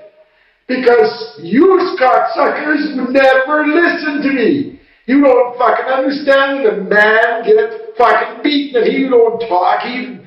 And I fucking believe me told you many times and you've done nothing. Nothing. You have no idea how humiliating that is to stand there and take it. To be told you're no fucking good. To be told that the guy she was with after she came back was a better man than you. A bum! And I took it. I never hit that woman. Anastasia, you think I'm a big guy who's put handcuffs on me like I'm some sort of a... Fuck, you give me one little shot and I'm on the ground, you can fuck, I'm a cripple for fuck's sakes. Anastasia beat the fucking shit out of me. She burned all my fucking clothes. She burned my boots. She burned everything. She fucking... Oh, I kept that house from burning down so many fucking times. She was going to throw a can of acid. She was crazy. She's bipolar. I kept telling my daughter, I could come here. I got to get out of here. I was trapped. She threatened to drink acetone. My old phone, if somebody would have kept it, it was on the phone that she was going to drink acetone. In court, she said that Basil died. I ever drove. Only one time, because she got drunk. I was under suspension. She said, "You drive, I'm going to drink." And we were at my brother-in-law's, or my brother's, getting electrical stuff for her house. So I drove her home. In court, she said I drove. That was a lie. Other than that one time, and I thought I had no choice. She's fucking plastered, so I drove us home. And the only other time I ever drove was on my buddy's farm on private property out to the gate, because it was all icy and didn't think she could get the car out of there, so I drove out. I never drove anywhere. And that was wrong. They came, the police, and charged me with driving, whatever. That was the day that I could drive legally. If the Department of Transport would have sent me a license, it would have been as valid could be. They had no right to do that to me. They could have charged me with not having an up-to-date license or something, but I was legal. And that fucking asshole lawyer I had said that I should plead guilty. And I said, I'm not guilty of what they're saying. And that other asshole lawyer that I had, same thing. I mean, when everything. Basil, you're already in jail long enough. Plead guilty and you get out right now. I kept saying I'm not guilty.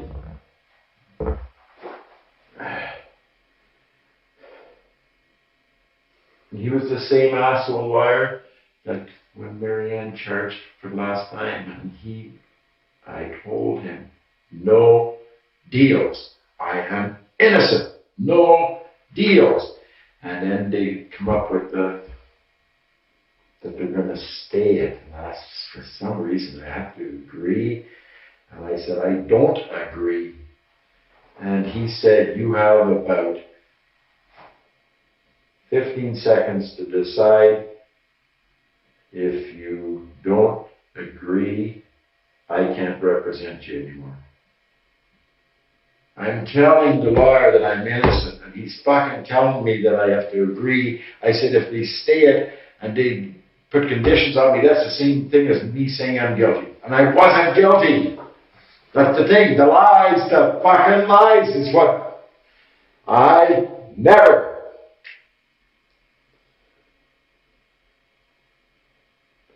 And if you went back to the very first fucking time I was ever charged and looked into it, it's probably too late to find all the fucking people. But every word I said, I'm saying, and always did say, were true. Every one of them. My family's been destroyed. My home. All because you believe the lies. Use police, and then use take the lies and you project them to the courts, and the courts rule. Well, the cops know what they're doing. If even one time you would have fucking tried to find the real truth, it was there. Every time it was there.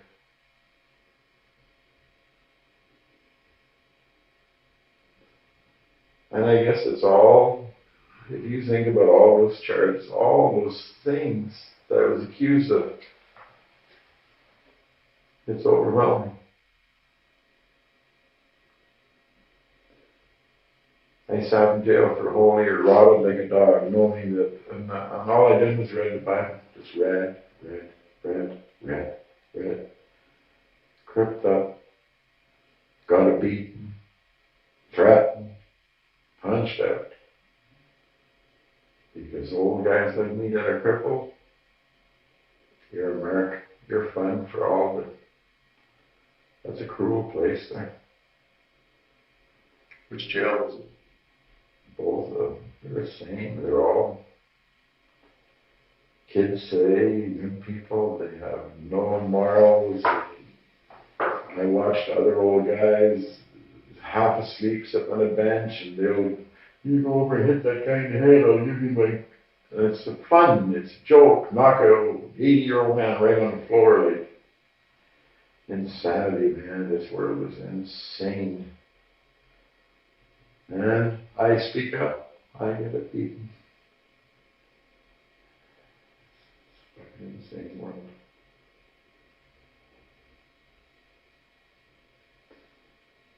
And now maybe I'm insane. Cracked. Lost it. But I knew, and I tried. I knew it was fucking losing it. I didn't know how or what was happening, but I knew something was happening.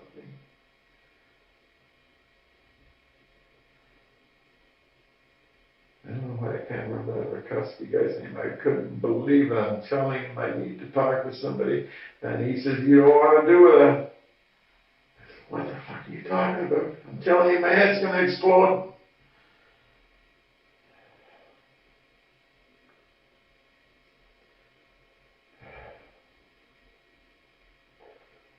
What, Basil, what kind of farm is this that Natalie was on that used to be yours? It used to, when I was there, I had wild boar, I raised a couple hundred meat birds, I had cattle. But shortly after I was gone, she sold everything to different people. Actually, some of those backhoe friends of hers took a bunch of the stuff away. I don't know where anything went. I was in jail. I don't know where it went. But there's nothing there now. She kept everything. I could never go to court to get any of my stuff. All the farm equipment, the tractors and all of that were mine that I brought there from BB. And I got nothing. Everything. There's still balers there. And they're just rotting out in the field. She didn't care. I'm not covered, not fucking. I don't know who she's with. I don't know anything about her. I have no contact. And Anastasia, I phoned. I almost had a nervous. She came to the building and she paced for 15 minutes back and forth in front of the building. So she's breaching the condition that I'm supposed to be. I was sitting outside with one of the guys in the building, a Tom that has cancer, and I finally said, and I timed her. She was there 15 minutes, walking back and forth, looking at the building. I don't know what she thought I was going to do. I actually went around the corner and hid. I kept peeking out though, that she wouldn't see me. Because I thought she was trying to get me thrown back in jail again. And then I talked to my old neighbor, and she apparently got a house cleaning job there. And he told me that Anastasia wants to talk to you, and she wants to give you something. And my immediate reaction is fear. She's setting me up. She's trying to put me in jail. Again. She is bipolar. Lewd. So I run. And I do believe I've read a little bit about post-traumatic stress disorder. I believe I have that, but it's caused by use. Use the police. Because yous have attacked me. Yous are the enemy. Over and over and over. I don't understand why. So, Basil, if we're the enemy, and I can certainly see this frustration you have against the police with your experience with them, then why did these women get killed instead of police officers? Why not direct this anger towards us rather than them? Because I never got there yet. I'm not finished. I'm not hearing the story. I told you about the fat man that was selling tobaccos to Natalie, stuck a knife into my back. They thought that I was a fucking kingpin in that fucking. I heard enough gossip stories around there that's why they were watching me when I lived on that farmhouse. I was afraid there. I was all alone, light shining, windows middle night, up there, police cruising. So I went through all bowling. I couldn't move. I was afraid. I went for a walk down the road one time. Police cruiser. I bet you I walked for a quarter of a mile. Police cruiser just idling right behind me all the way. I'm panicking. I just walk off into the bush.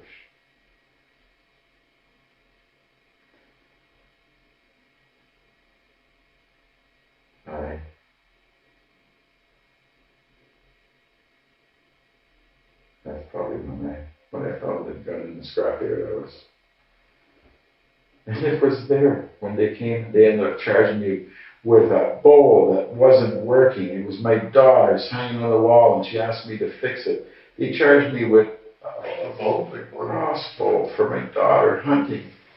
She left it at my house. One of the coppers seen it and came back, and they charged me with having a firearm, which caused me to never be allowed to have a gun again. It was a bowl that I was trying to fix for my daughter. It was just fuck all. Dude, I wasn't using that for any. I forgot it was there even. I couldn't care less. It was a bow. And even my brothers thought I could bow hunt. Everybody, I thought I could bow hunt. I've never read or seen anything where I'm not allowed to have a bow. My whole family's hunters. Stupid.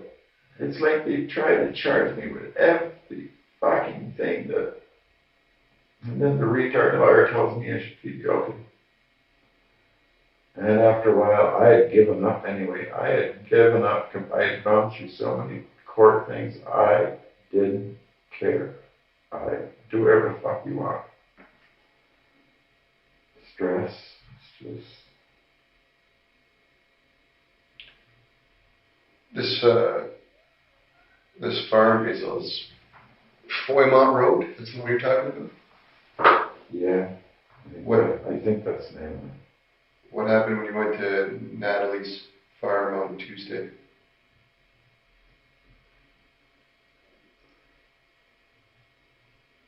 What happened? I just drove in, walked in the door. She was sitting there.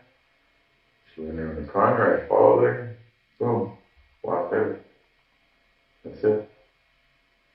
I don't think there was. And it was funny. It was like I wasn't even pulling the trigger on the gun. The gun was just going off. It was just like, boop. I mean, it's like, I don't know how to. Was there anyone else there? I don't think so. I didn't see anybody. Where did you go after? And then drove again. And when I was driving, I went to the fat man. I was trying to tell you this. The guy that she was getting those backhoes from. He was the guy that was selling them. I found out where he lived, a little sawmill. Drove around the place. I talked to two people. I asked them, is the big guy here? And they both said no. One guy said he was there on the other side. The other guy said, no, he's not here. When I drove around. And then I left.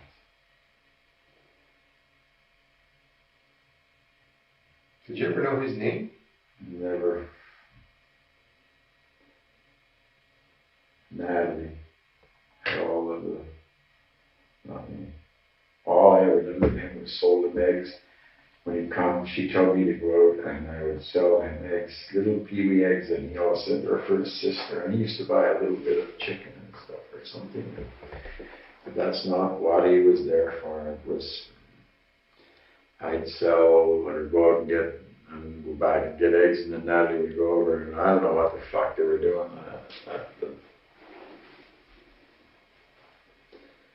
And then when I was in jail, the shit hit the fan over that, and there was people, I don't know how many, I heard them charged with or caught with equipment, and I knew nothing about any of that. And little by little, I picked it. Even Anastasia knew somebody that had one of those stolen pieces of equipment. The connection between Anastasia and Natalie was, I really don't know the full, if I tried to tell you, I could be lying, so I'm not. I don't know how the real thing happened there between Natalie, the fat man, but somehow Anastasia knew, she told me she knew somebody that had one of those tobaccos. I don't remember. But Anastasia used to come to the farm with Eric, her boyfriend. And poor Eric, I don't know whatever happened to him, but Anastasia told me that she was going to charge him. I don't know if the guy pled guilty or what he done or if it went. She told me that Chief was drunk and fell against the railing and broke it, cracked it. And then she told the police that he pushed her.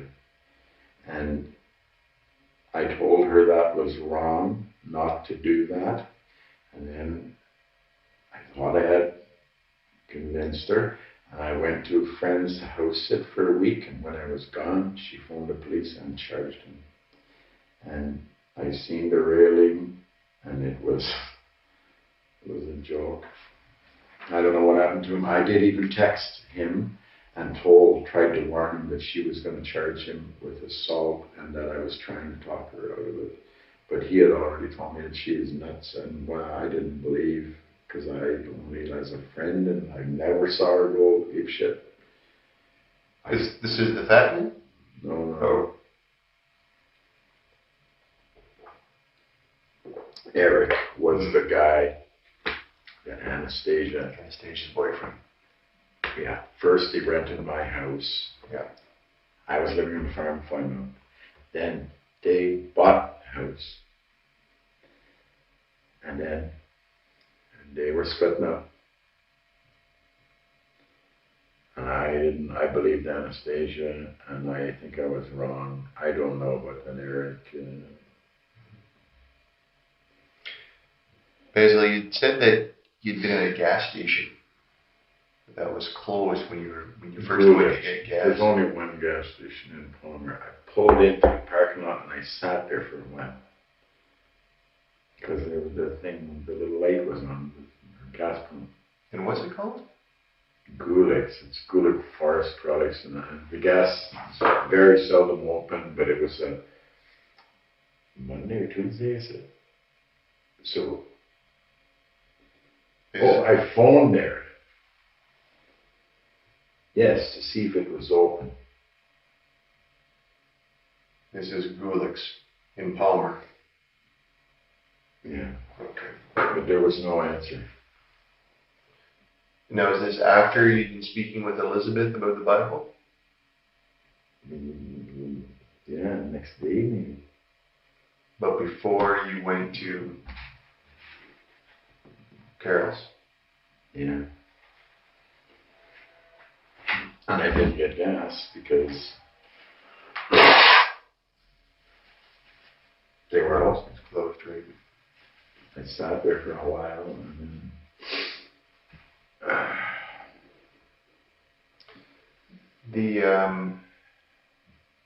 the phone that you took from Carol's, cell phone. yeah. I only took it because I dumped her purse to find the keys, and there was the phone. I don't know why I picked it. Well, I took.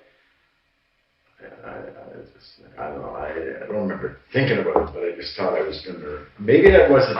Maybe the thought was. I don't know. I thought I was going to read. I wanted to read why she was laughing when she was texting.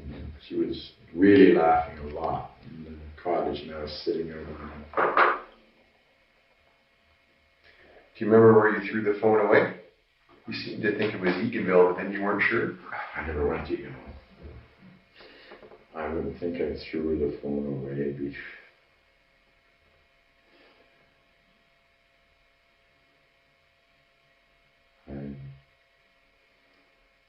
5 miles from the Flyman farm, because I know it rang.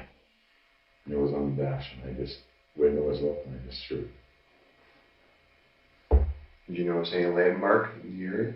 I have not a clue. If I showed you a map, would you know the road? It's just the same road.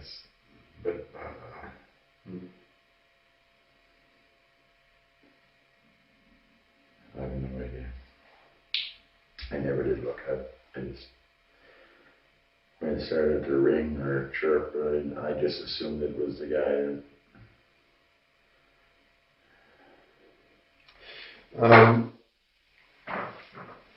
There was a nylon rope that the police found at Carroll's. Do you know anything about that? The yellow nylon rope? Yeah, that had a loop in it that I put through to pole branches. There was a loop tied on the end of it, and the other end was open, I think. And then I slipped the open end through the loop and hook it around branches to drag them to the fire pit. Mm-hmm. How did it end up in the house? It was almost in the house. Carl was giving me shit for leaving tools outside, things outside in the weather, even a screwdriver she'd flip out on me. So everything was, and cable, TV cable, and the rope, I guess, were in a pile when I picked it up.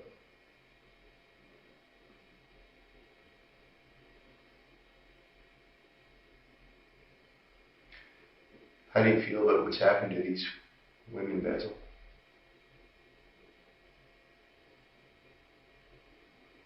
I don't know what to say to you because there's two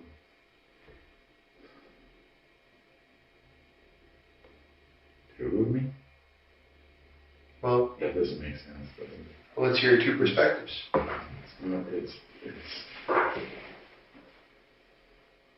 How do you feel right now? Not at the time is what I'm getting at. Right now, me and you in this room. Empty.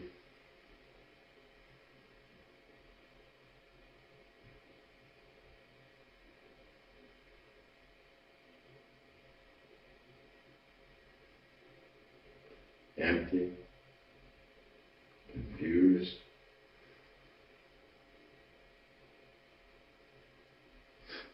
Even disorientated, if that makes sense.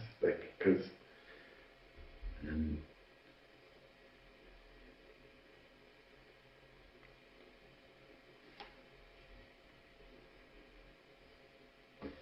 like this, there's still, how do you say it?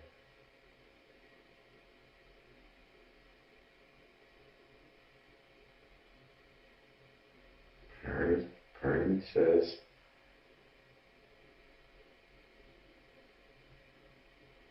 I done God, and the other part is saying strongly. So I don't know. I am fucking, I never even realized until I was just talking to you here, when I tried, now I can't even bring it back, when I tried to explain to you about me being here, and I've done something about the zombie was there, and I tried to explain it to you here, and that made something, because I never saw it, how I done it. I explained it to you without me fucking. And right now, I don't even know how I explained to you. If that. Well, do you understand how what's happened to these three women is wrong? Yeah.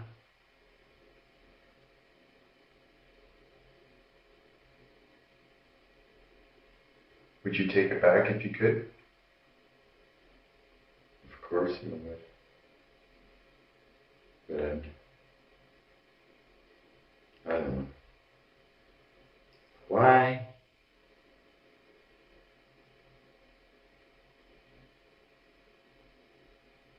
Doesn't make sense. Yet when I asked Anastasia, why did you lie? Why couldn't she just have said, I'm sorry? And I'm sure now it would have stopped. But no, that would have been enough. Or say, cuss, or say, and it's because she lied. It would have stopped right there, but she still lied.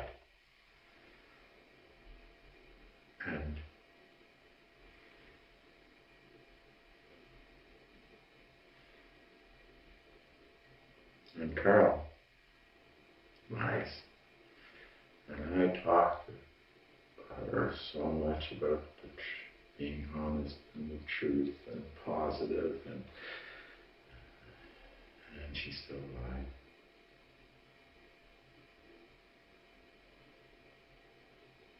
And I told her about how lies have fucked me and my family and my life and my how it has projected me as something I'm not.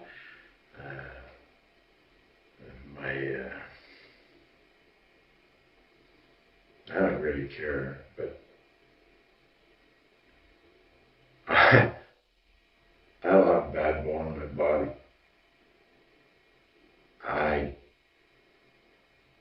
So many people know about all the things my ex-wife done. I've been told I would never put up with that. I would be so mad. I would kill her.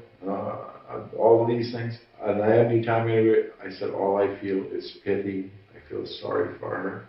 I've told my kids, I feel sorry for your mother. And I tell them that if they could help her, I can't anymore. They were going to one time I heard them talking about an intervention. I was happy. I thought, oh, the kids will get together, they'll do something. So,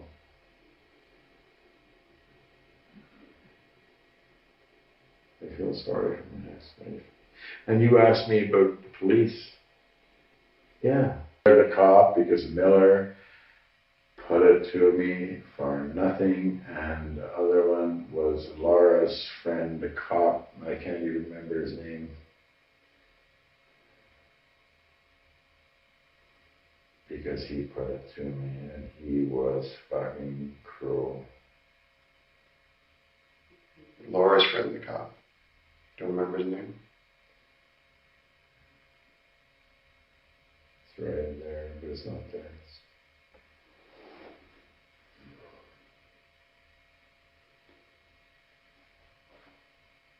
Dirty fucking cop. Yeah. The one I'm talking about used to sell cocaine in high school. He was in high school. Laura, I guess, was in high school. She's older. And Laura's a bipolar drug addict. I know this for a fact because I don't know how many people told me about him, and now he's a police officer. And what is this?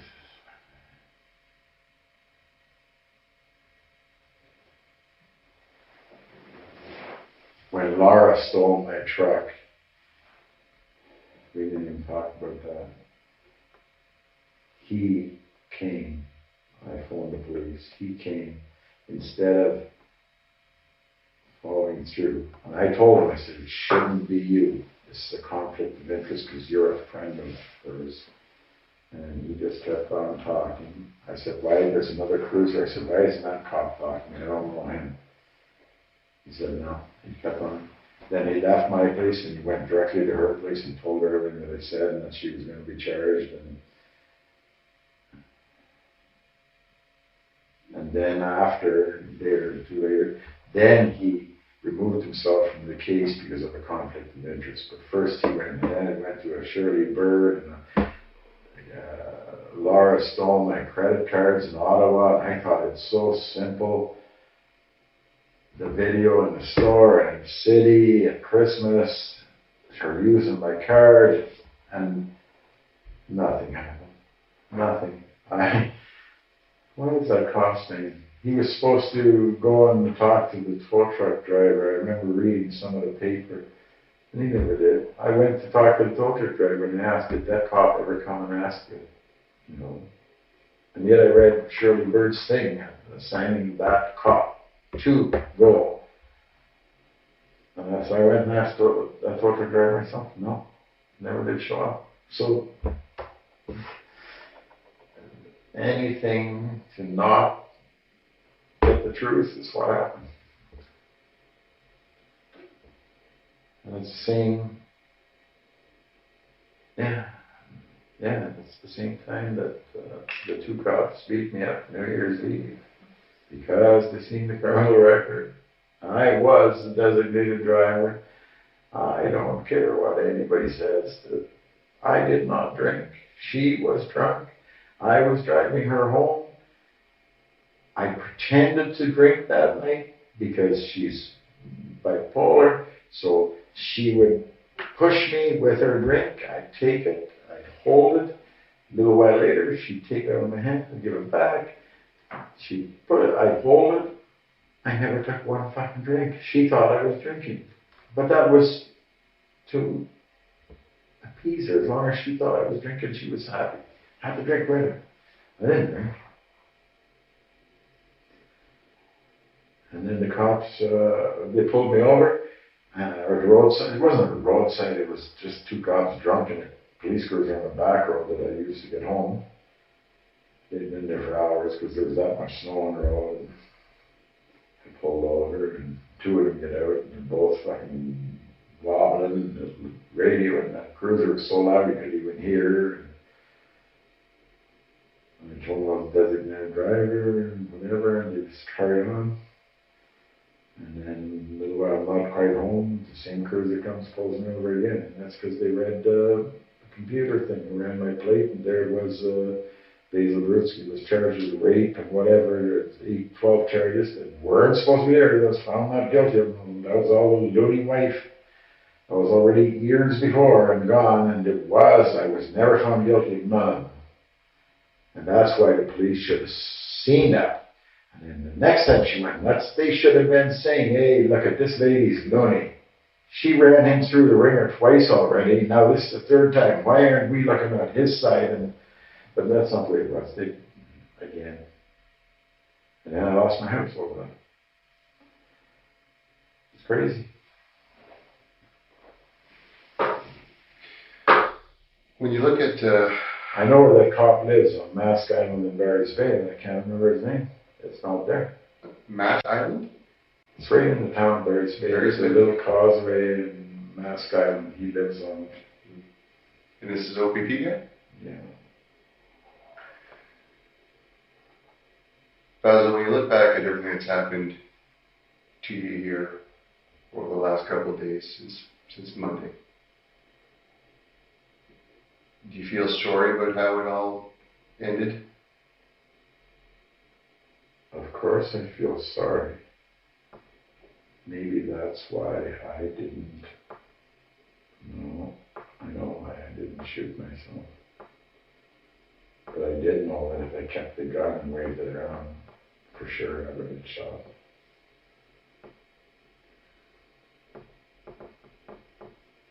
I was thinking but not thinking. I was thinking a little better when I sat down at that picnic table and I started writing. For some reason, things seem to be more clear. Must have because I didn't move anymore. How long were you there? A couple of hours. Did you find the booze? Not sure. Did you have booze there? I had a bottle of 40 Creek and a bottle of wine and a little bottle of Fireball. the car, and we went through the bush back out to the highway, and I crossed the highway, and before I found the gun, I left the booze there, because I planned on drinking and blowing my head off.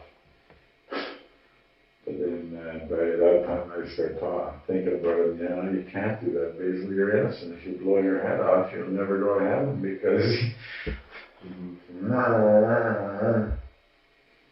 So the booze you left with the gun in the bush? No, I dropped the booze, then a while later I left the gun. Maybe not far apart, 100 yards, 200 yards, I don't know. I just knocked the booze down. And later I was walking, I'm not a good shape. I don't know how long it took me to get that far. I know I was really, really tired. I remember my right leg was really sore, so I was sort of flopping around. Maybe I was in a plantation where I left the booze. They had a dog there, they must have found it, did not backtrack me. You know what, they may have, I just don't know. This is the first I've heard of some booze, so. They may already have found it, I don't know. I didn't open any of it. They were all new full bottles. Okay.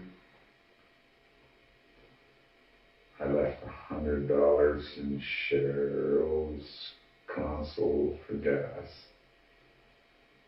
I thought I was going to get shot, so I texted her and told her I'm sorry.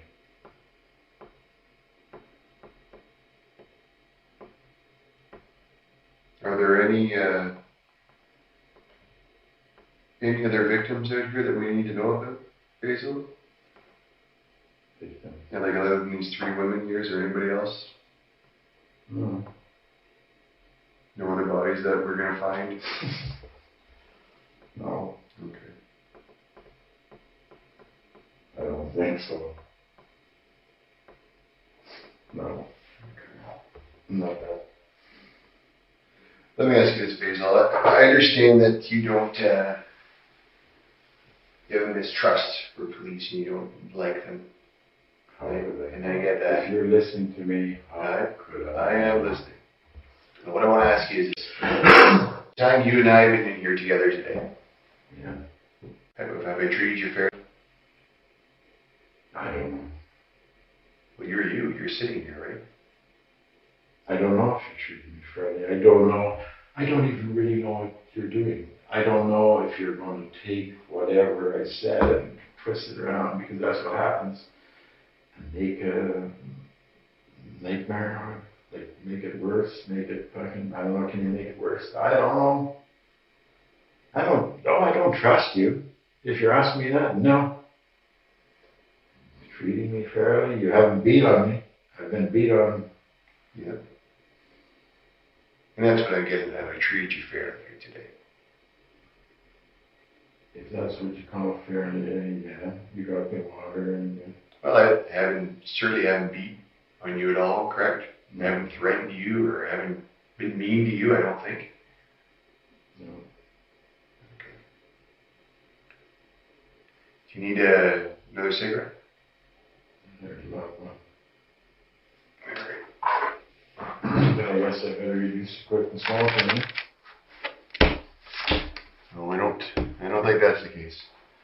You still got water there? Okay. I wish,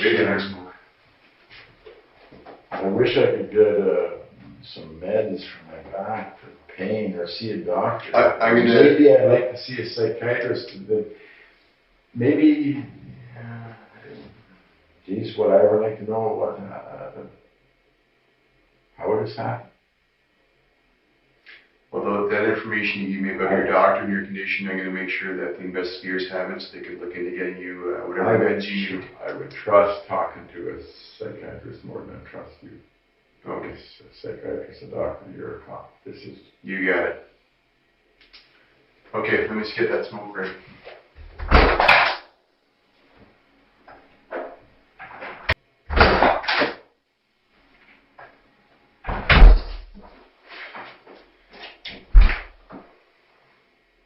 You know, Here you go, Vincent. In case you want something else to eat.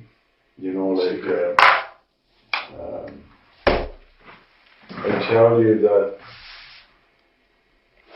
I don't hate my ex-wife for what she done to me because I know what happened to her, Randy, and that messed her up. And then I read books and talked to her. So I can understand, and I can understand why she struck out with me. So that's why I never even thought of ever killing her, Okay. or hurting her, or anything. And then Carol, who I called Jiggy, her husband died 5 or 6 years ago. 5, whatever. Anyway, she never ever got over that, and she is, I actually told her that she should go to a counselor because she never dealt with the death part. And I call her Jiggy. You know what Jiggy is? Like the fishing? Jig for fish. Yeah. Here's the bait, take the bait away. Here's the bait, take the bait away. I told her that's the way you treat me, Carol. You ask me to do stuff for you, and then when I do it, you tell me that I wasn't supposed to do it or that I'd done it. She was, I don't think bipolar, but she had and then there was this Ron guy that used to come. He even used to tell her. I remember hearing him say, like, Carol, you just got to make up your mind. You keep changing your mind. And So Randy is your ex-wife's daughter's. Who's Randy? I'm a little bit confused my about that. ex-wife's brother, Your ex-wife's brother is Randy. Randy Mask. Mask. Like M-A-S-K. SK. My ex-wife's name was Mary Ann Mask. I don't know if she's a Mask or a Borustki anymore because I haven't spoken to her since. Okay. And this fat guy, we don't know his I name. don't know his name. He owns a sawmill in little tiny sawmill, lives in a house trailer. And where's the sawmill? Let me try to keep. Okay. The way it was explained to me is that it's in the town of White Lake. There's a roadside park at the lake, you know what I mean? Like a place with picnic tables, maybe a park. And he lives right next door to it on the lake, in a trailer, and there's a little sawmill in the back. Is there a name for the sawmill? It's in White Lake. Right beside the. That's how I found it. That's why I just drove in there and I said, "Is the big guy here?" And the guy just knew what I would meant by the big guy because the guy is like 400, 500 pounds. I don't know. He's huge. Last night, I haven't seen the man since I was on that farm. He'd come for eggs, so it's 4 years ago, 5. I don't know. I never really did get to see him. Okay. This road that goes out to your farm and Natalie's farm, Yeah. where you threw the phone away. I don't know where it's the phone away. I just know. Oh no, but just what do you know the name of the road or? It's that road that the farm's on. I was going towards Eganville, but I never went to Eganville, so it's before.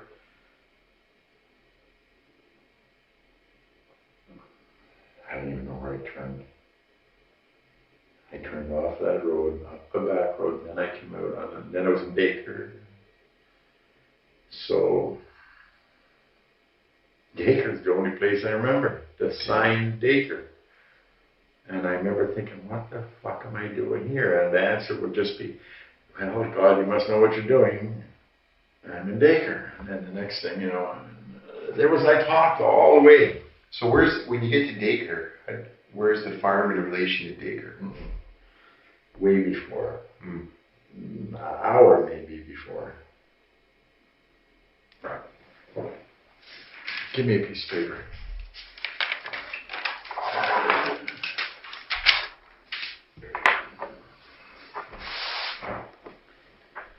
Farm. Long driveway, east side, highway, Egan Road. That way, maybe 40 minutes. Then before I didn't go to Egan, but I went that way. And then, I don't know the road. There's,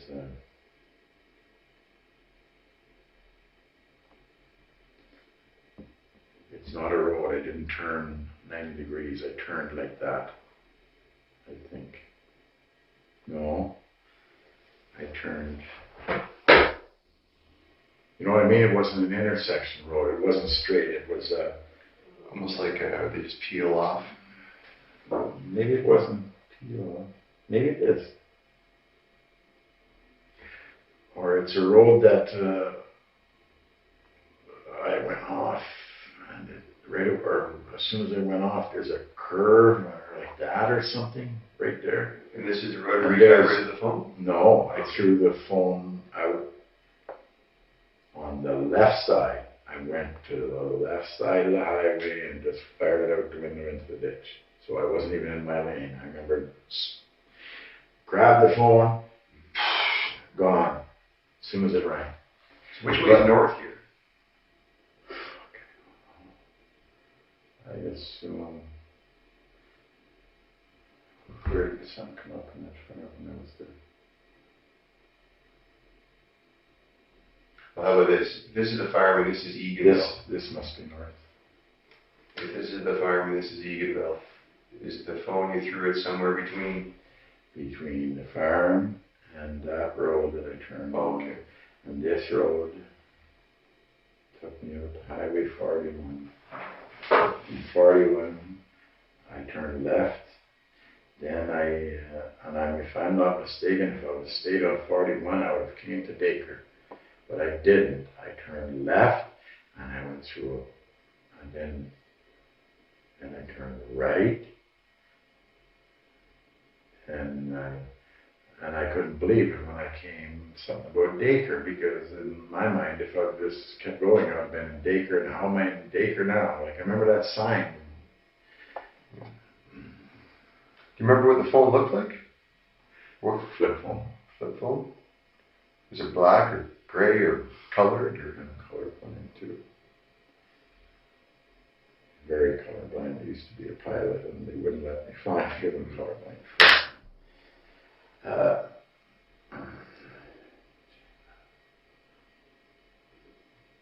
can't. I just want to find the phone. Is that what you want to do? No, I would like to find the phone if we could.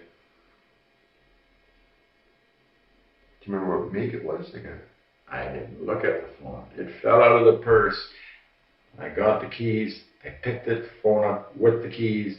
I threw it on the dash. I never touched it, never looked in it until it rang, and I fucking threw it out because. Okay.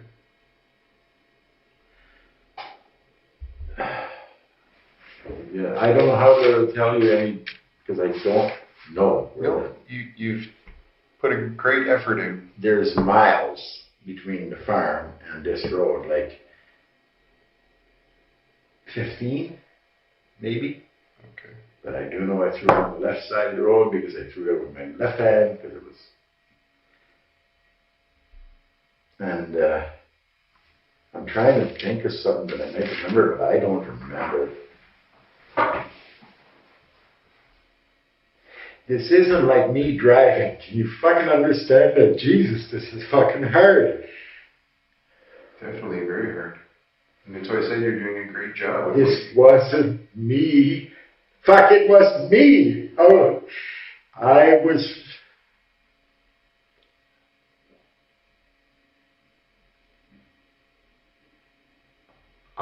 going places where I fucking had no idea. And it was like, someone was telling me to go here, to go there, to fucking this road, that road, fucking.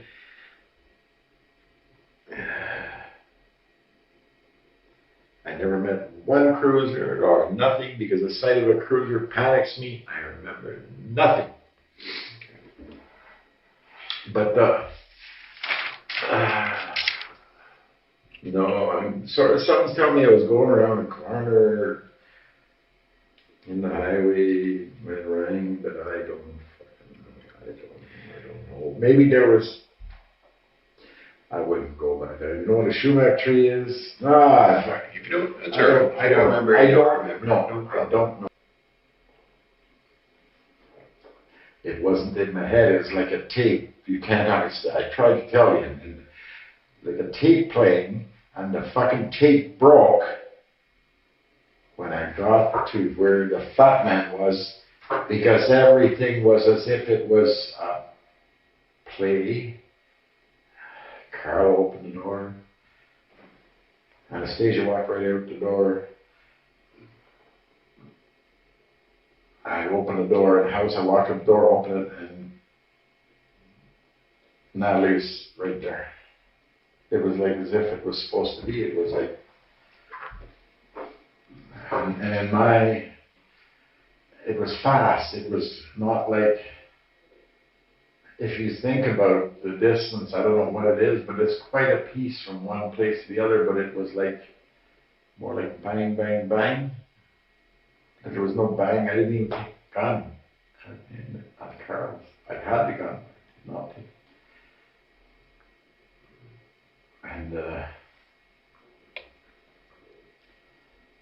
And I don't even know if to me it was, I asked a question.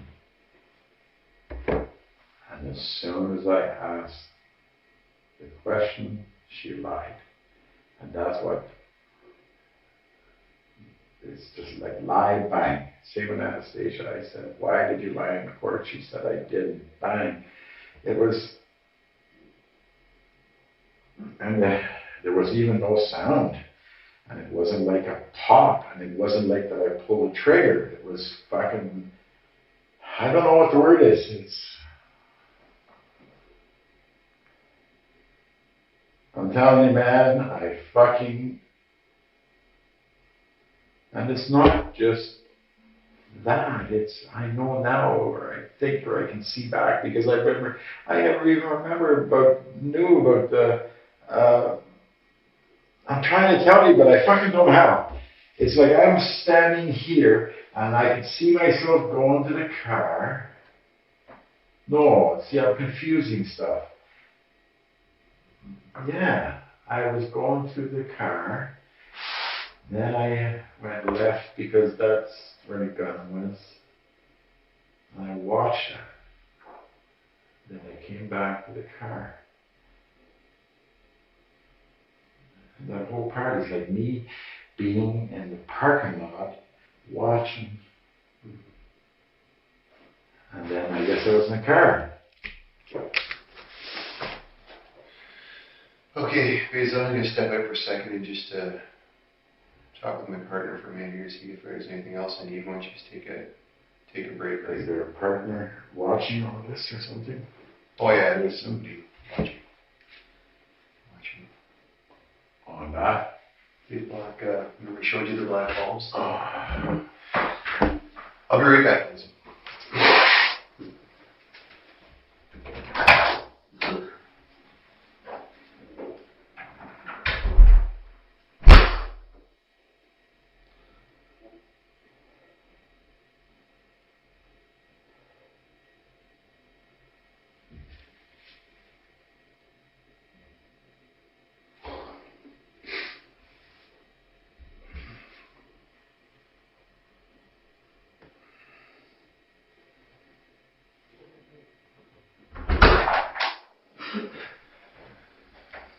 Okay, Basil. You know, I don't think I ate in days either, because I've had the diarrhea today and it smells like sulfur. Yeah.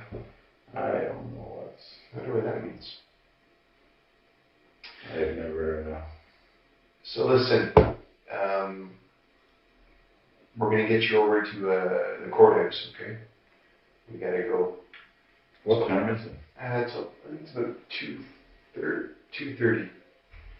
2:30.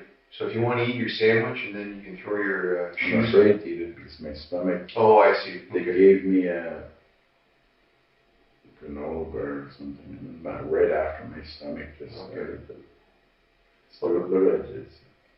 I can hear it gargling. Yeah. If you don't feel like you have to eat if you don't want to, all right? I'm gonna shit my pants. That's what I'm worried about. Do you want to hit the bathroom here before you go to court?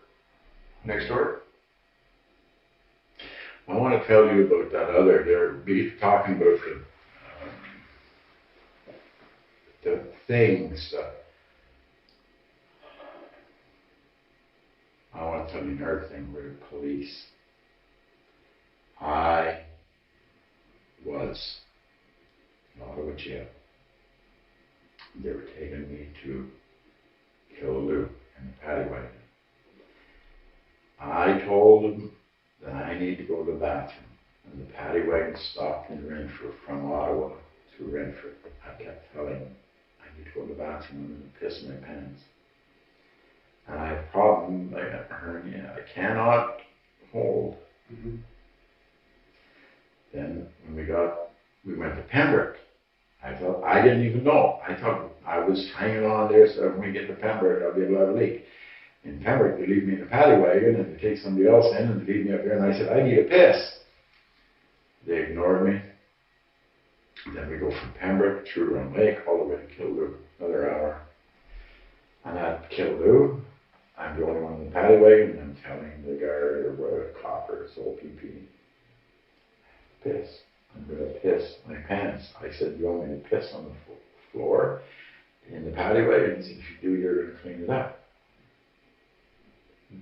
There's something wrong with police when they're, and he just ignored me.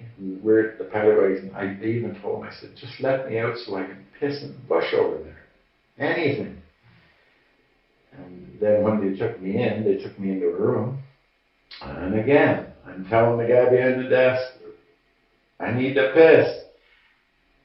And everybody just ignored me. So finally they put me in the room and I'm yelling, if you don't let me go to the bathroom, I'm gonna. Like, man, I asked 30 times. Then they charged me with, not these some. They charged me with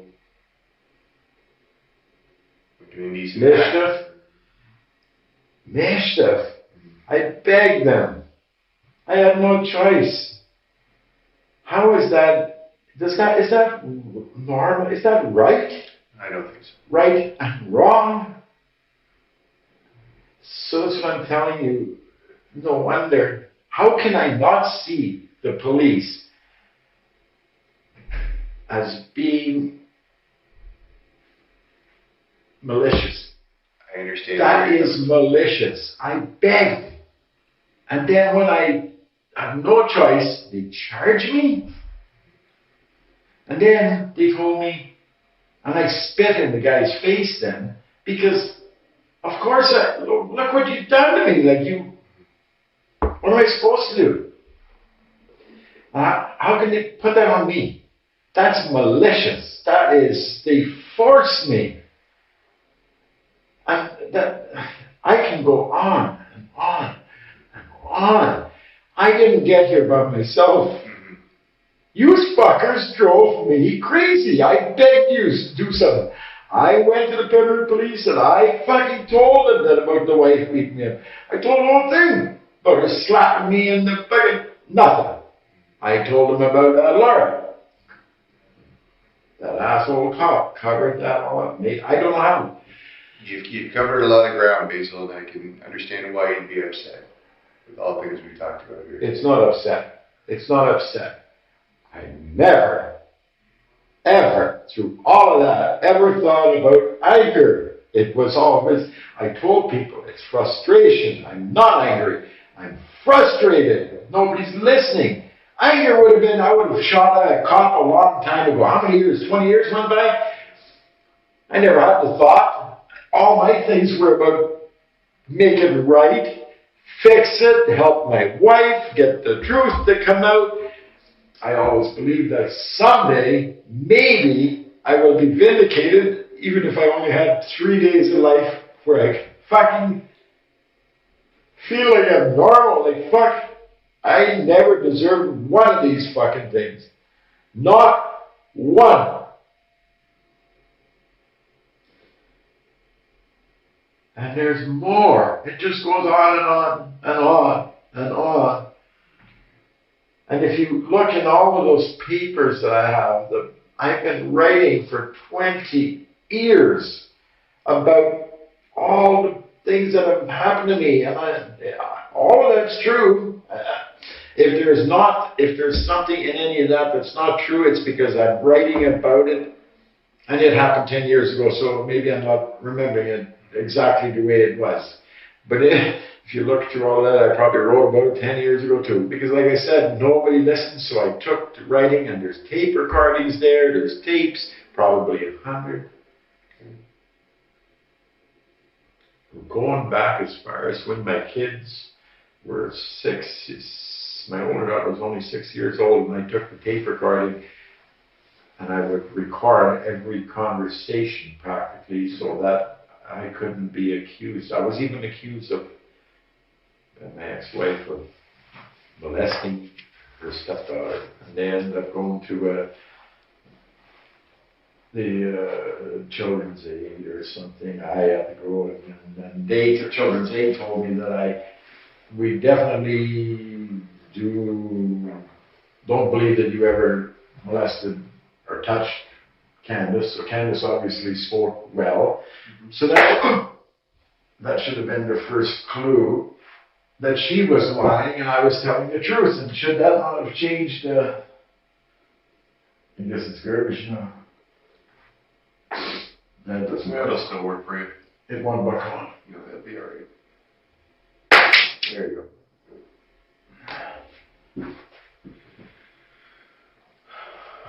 Okay, sir. So what happens here now? So we're going to take you over to bail court just here in Pembroke, okay? So just be a short trip, and you'll get to go and see the judge. Thank you for talking to me today, sir. I know I'm not supposed to.